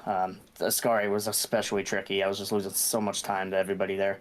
And but yeah, I mean P2 in the end. I'm hoping P2. I know I had like a 10-second buffer to Mr. Langers over here in P2, which also congrats to him. Fellow friend and teammate, even though we don't run teams in the league, but yeah, very happy with the performance. Gained some big points on Townsend, but unfortunately, Mr. Wainwright over here is closing in on me as well. So another one I'm gonna have to keep out, but yeah, I'm pretty satisfied with tonight. Spa Francorchamps next week, going to be another tricky one. I know your disapproval of Spa in terms of how you enjoy the circuit as a driver. That's going to provide a challenge for you next week, isn't it? Yeah, the last Spa race I did in the Mustang, I ate crap going up Rouge and Radion and in the first 4 laps, and yeah, that was the end of my online championship race around there. So we'll see if I can walk away with another podium. I'll be pretty elated. Which, by the way, I will be able to race next week. So yeah, I know I said this week was probably gonna be my last round, but we're switching work schedule a week later than I thought. So yeah, we'll see what we can do. Well, Brad, we'll catch you next week. Best of luck for Spa, and we'll see you then. Yes, sir. Thank you for the commentary again, Matt. And I'm not going to mention everybody's name, but congrats on the podium and the win to everybody else who's in here. Indeed. We'll go over to Andrew Phipps. P2 again, another man whose winning run has come to an end this evening, but it all happened at turn 1 for you tonight, didn't it? Yeah, pretty disappointing start to the race, really. It was. I saw how close we all were in qualifying. Rosowski and Davies. I thought we were in for a really good, and O'Reilly as well, very fast. I thought we were in for a really good race, but obviously, turn 1 happened. I ended up facing, same as Davies. I ended up with damage and then facing the wrong way. So I had to sit and wait for the entire field to go through, including all the GT3s, and then work my way back through. So, yeah, disappointing, but obviously I'll settle for the P2 after the start that I had. Indeed, and it was a good comeback drive to get it back up to P2. Yes, all right, O'Reilly lost a rear wheel. He got stuck in the gravel, had to retire. We know that Cambrai had struggled with other incidences in the race. So you had to still work your way past Davis and Fury and a few of the other LMP2s out there. So it wasn't an easy race, second place for you, this one. No, it was tricky, and I actually over-pushed for the first sort of 20 minutes or so, half an hour, and absolutely cooked my tyres, and they were done. Those left sides, especially, I think they were over 100 degrees. My front left. So I just had to. After that, I knew there was no point pushing any harder, so I just sort of eased back, just tried to keep the tyres intact. You're getting a bit of stick in the chat at the moment from Flint in there. He says, excuse counter 1, 2, 3, 4 and going, he says in there. Spa Frankenjump's next week, though. What can you do at Spa? If we get through turn 1, hopefully. Hopefully we'll have a good race. I think it's very closely matched, actually, the LMP2 field. There's some really quick guys. And I say if we can all stay together for the first half of the race, I think it'll be a really interesting second half. Well, Andrew, congratulations. We'll catch you next time. Yes, congratulations to the two winners. Indeed. Really good drive. Well, thank you very much. Thank you. We'll head over back to LMGT3 and we'll speak to James Wainwright, who I'm sure himself will have many a fan as well in the chat listening into this one. James, race winner. It's been a long time since we spoke to you in the race winner seat. It has, mate, and feels really good to get another win back in SimPlay. Been a long time coming, as you say. So, yeah, really happy with tonight, even though Brad and Matt gave us a bit of a helping hand in the second stint. But, yeah, absolutely delighted, mate, to be back on the top. And it's like I said to Brad, the race tonight between yourself, Brad, Townsend and Langley was all a little different strategies and different ways of using that virtual energy that ended up working in your favour. But it was a really entertaining watch because it was a really hard battle between yourself, Matt and Langley in the first half of the race, and then after the pit stops, It was all about who was going to do what to the very end. Yeah, so the first stint, mate, I was quite happy if I could just keep Langers behind us and stay in touch with the front two, to be honest, and just save as much fuel as I could.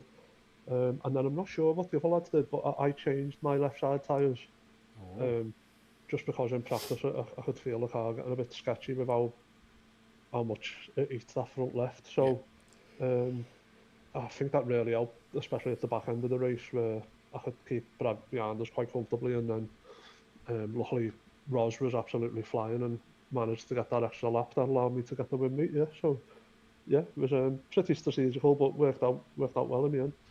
Spa Frankenjump's next week. What can we do around Spa? I think if I can be at the front with Martin Bradley and Langers, and I think there'll be a couple of others as well, Daniel and Jimenez as well. I think they'll be up there. So yeah, if I can just be in the mix, then like tonight, you never know what can happen if you get the strategy right. Indeed. Well, congratulations, John. We'll see you next week. Yeah, see you next week, and congrats to all the other lads on the podium and to Ros as well. Indeed. Cheers, man. Well, speaking of, it's been a while since we spoke to a man on the top step of the podium. Rosowski joins us back. First race back, and back on the top step. What a win. Yeah, I'm super happy with that. Proud of that one, that's for sure. Shame about turn 1, but I was hoping for a little bit of a fight. Other than that, it was pretty lonely race, managing the tires and fuel. Just glad I bring it home. There was few moments where I almost lost the car, but only like 2-3 small mistakes. Other than that, straightforward. Traffic was great. For me, at least. Little sketchy moment with traffic at the very end. You got a bit of a tap up the rear going into turn 1 from the Porsche of Tristan Herbst. Little sketchy moment. Ignore that one. Let's ignore that one. Oh no, I'm on commentary with him next Tuesday evening. I'm not letting that one go. I'll mention that one to him on commentary next Tuesday. But a really solid race from you. Yeah, thank you, mate. I was busy last couple of months, so I wasn't racing with you all, and it's good to be back just where I left it. So yeah, very happy with that one. It's great to have you back. Spa next week. What's your thoughts for Spa? I've done 3 races so far at Spa. Never managed to do it cleanly without spinning in the bus stop. So hopefully I'm gonna iron that out, and after that it's just gonna be push to the top, right? Push to the top, indeed. Well, it's been a great win for yourself tonight. You got mine and Tanner's vote for driver of the day. Congratulations, and we'll see you next week. Thank you very much, guys. Thank you for organizing that, and see you guys next week. Bye-bye. the championship standings then, LMP2s. This is before the drop scores take place. The final results on the standings that we post on Instagram, Facebook and on our Discord will be the final classification. So provisionally, before the drop scores have been taken into effect, look like this. Phipps leads on 121 points, 74 for Kieran O'Reilly. Joseph Bates is third on 66. Dan Davis is fourth on 62, with Cambrai fifth on 55. Storr is on 51 with Rosowski 43. Wright on 31 with Silf on 1. Seget, Cruz, Lal, Porky, Beard and Clark all on 0.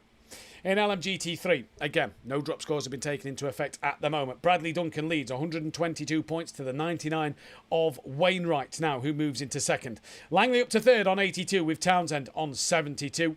Jimenez is on 56 with Daniel 55. Vieira 52. Schaefer's on 41, Anderson 33, Oshin and Ryan Fox tied for 10th on 32 with Zlatnik on 31, so very tight in the midfield. Love on 27 from Ford on 24, Stapley 19, 18 for Herbst, 15 for Hornsby, 10 for McMillan, 6 for Ruck, 5 Privet, 4 Plovins, none for Archer, Lang or Bergsma. Tanner, thank you very much for joining me in the box tonight. It's been a brilliant night worth of racing. Yeah, great racing all around. Saw pretty much a Lewis Hamilton or Max Verstappen drive in LMP2 of just pure dominance. No one could really touch him. And then in GT3s, we saw strategies risky strategies that worked for one and then didn't pan out for another one. So it definitely everybody's race tonight. It was anybody and everybody's race tonight. Yeah, indeed it was. It was a fascinating night's worth of action. If you want to join us live throughout the rest of the week, Pro-Am tomorrow night with myself and Wellington Jimenez for the Silver and Bronze Championship. We head to Spa tomorrow night for that one. And we'll be back as well on Thursday night for Spa in the Pro Series. The Gold and Platinum drivers will be taken to the grid for a very, very warm Spa Frankenchomps. But from me, Tanner, and the rest of the SimPlay team, thank you all for watching tonight. We will see you tomorrow. Goodbye.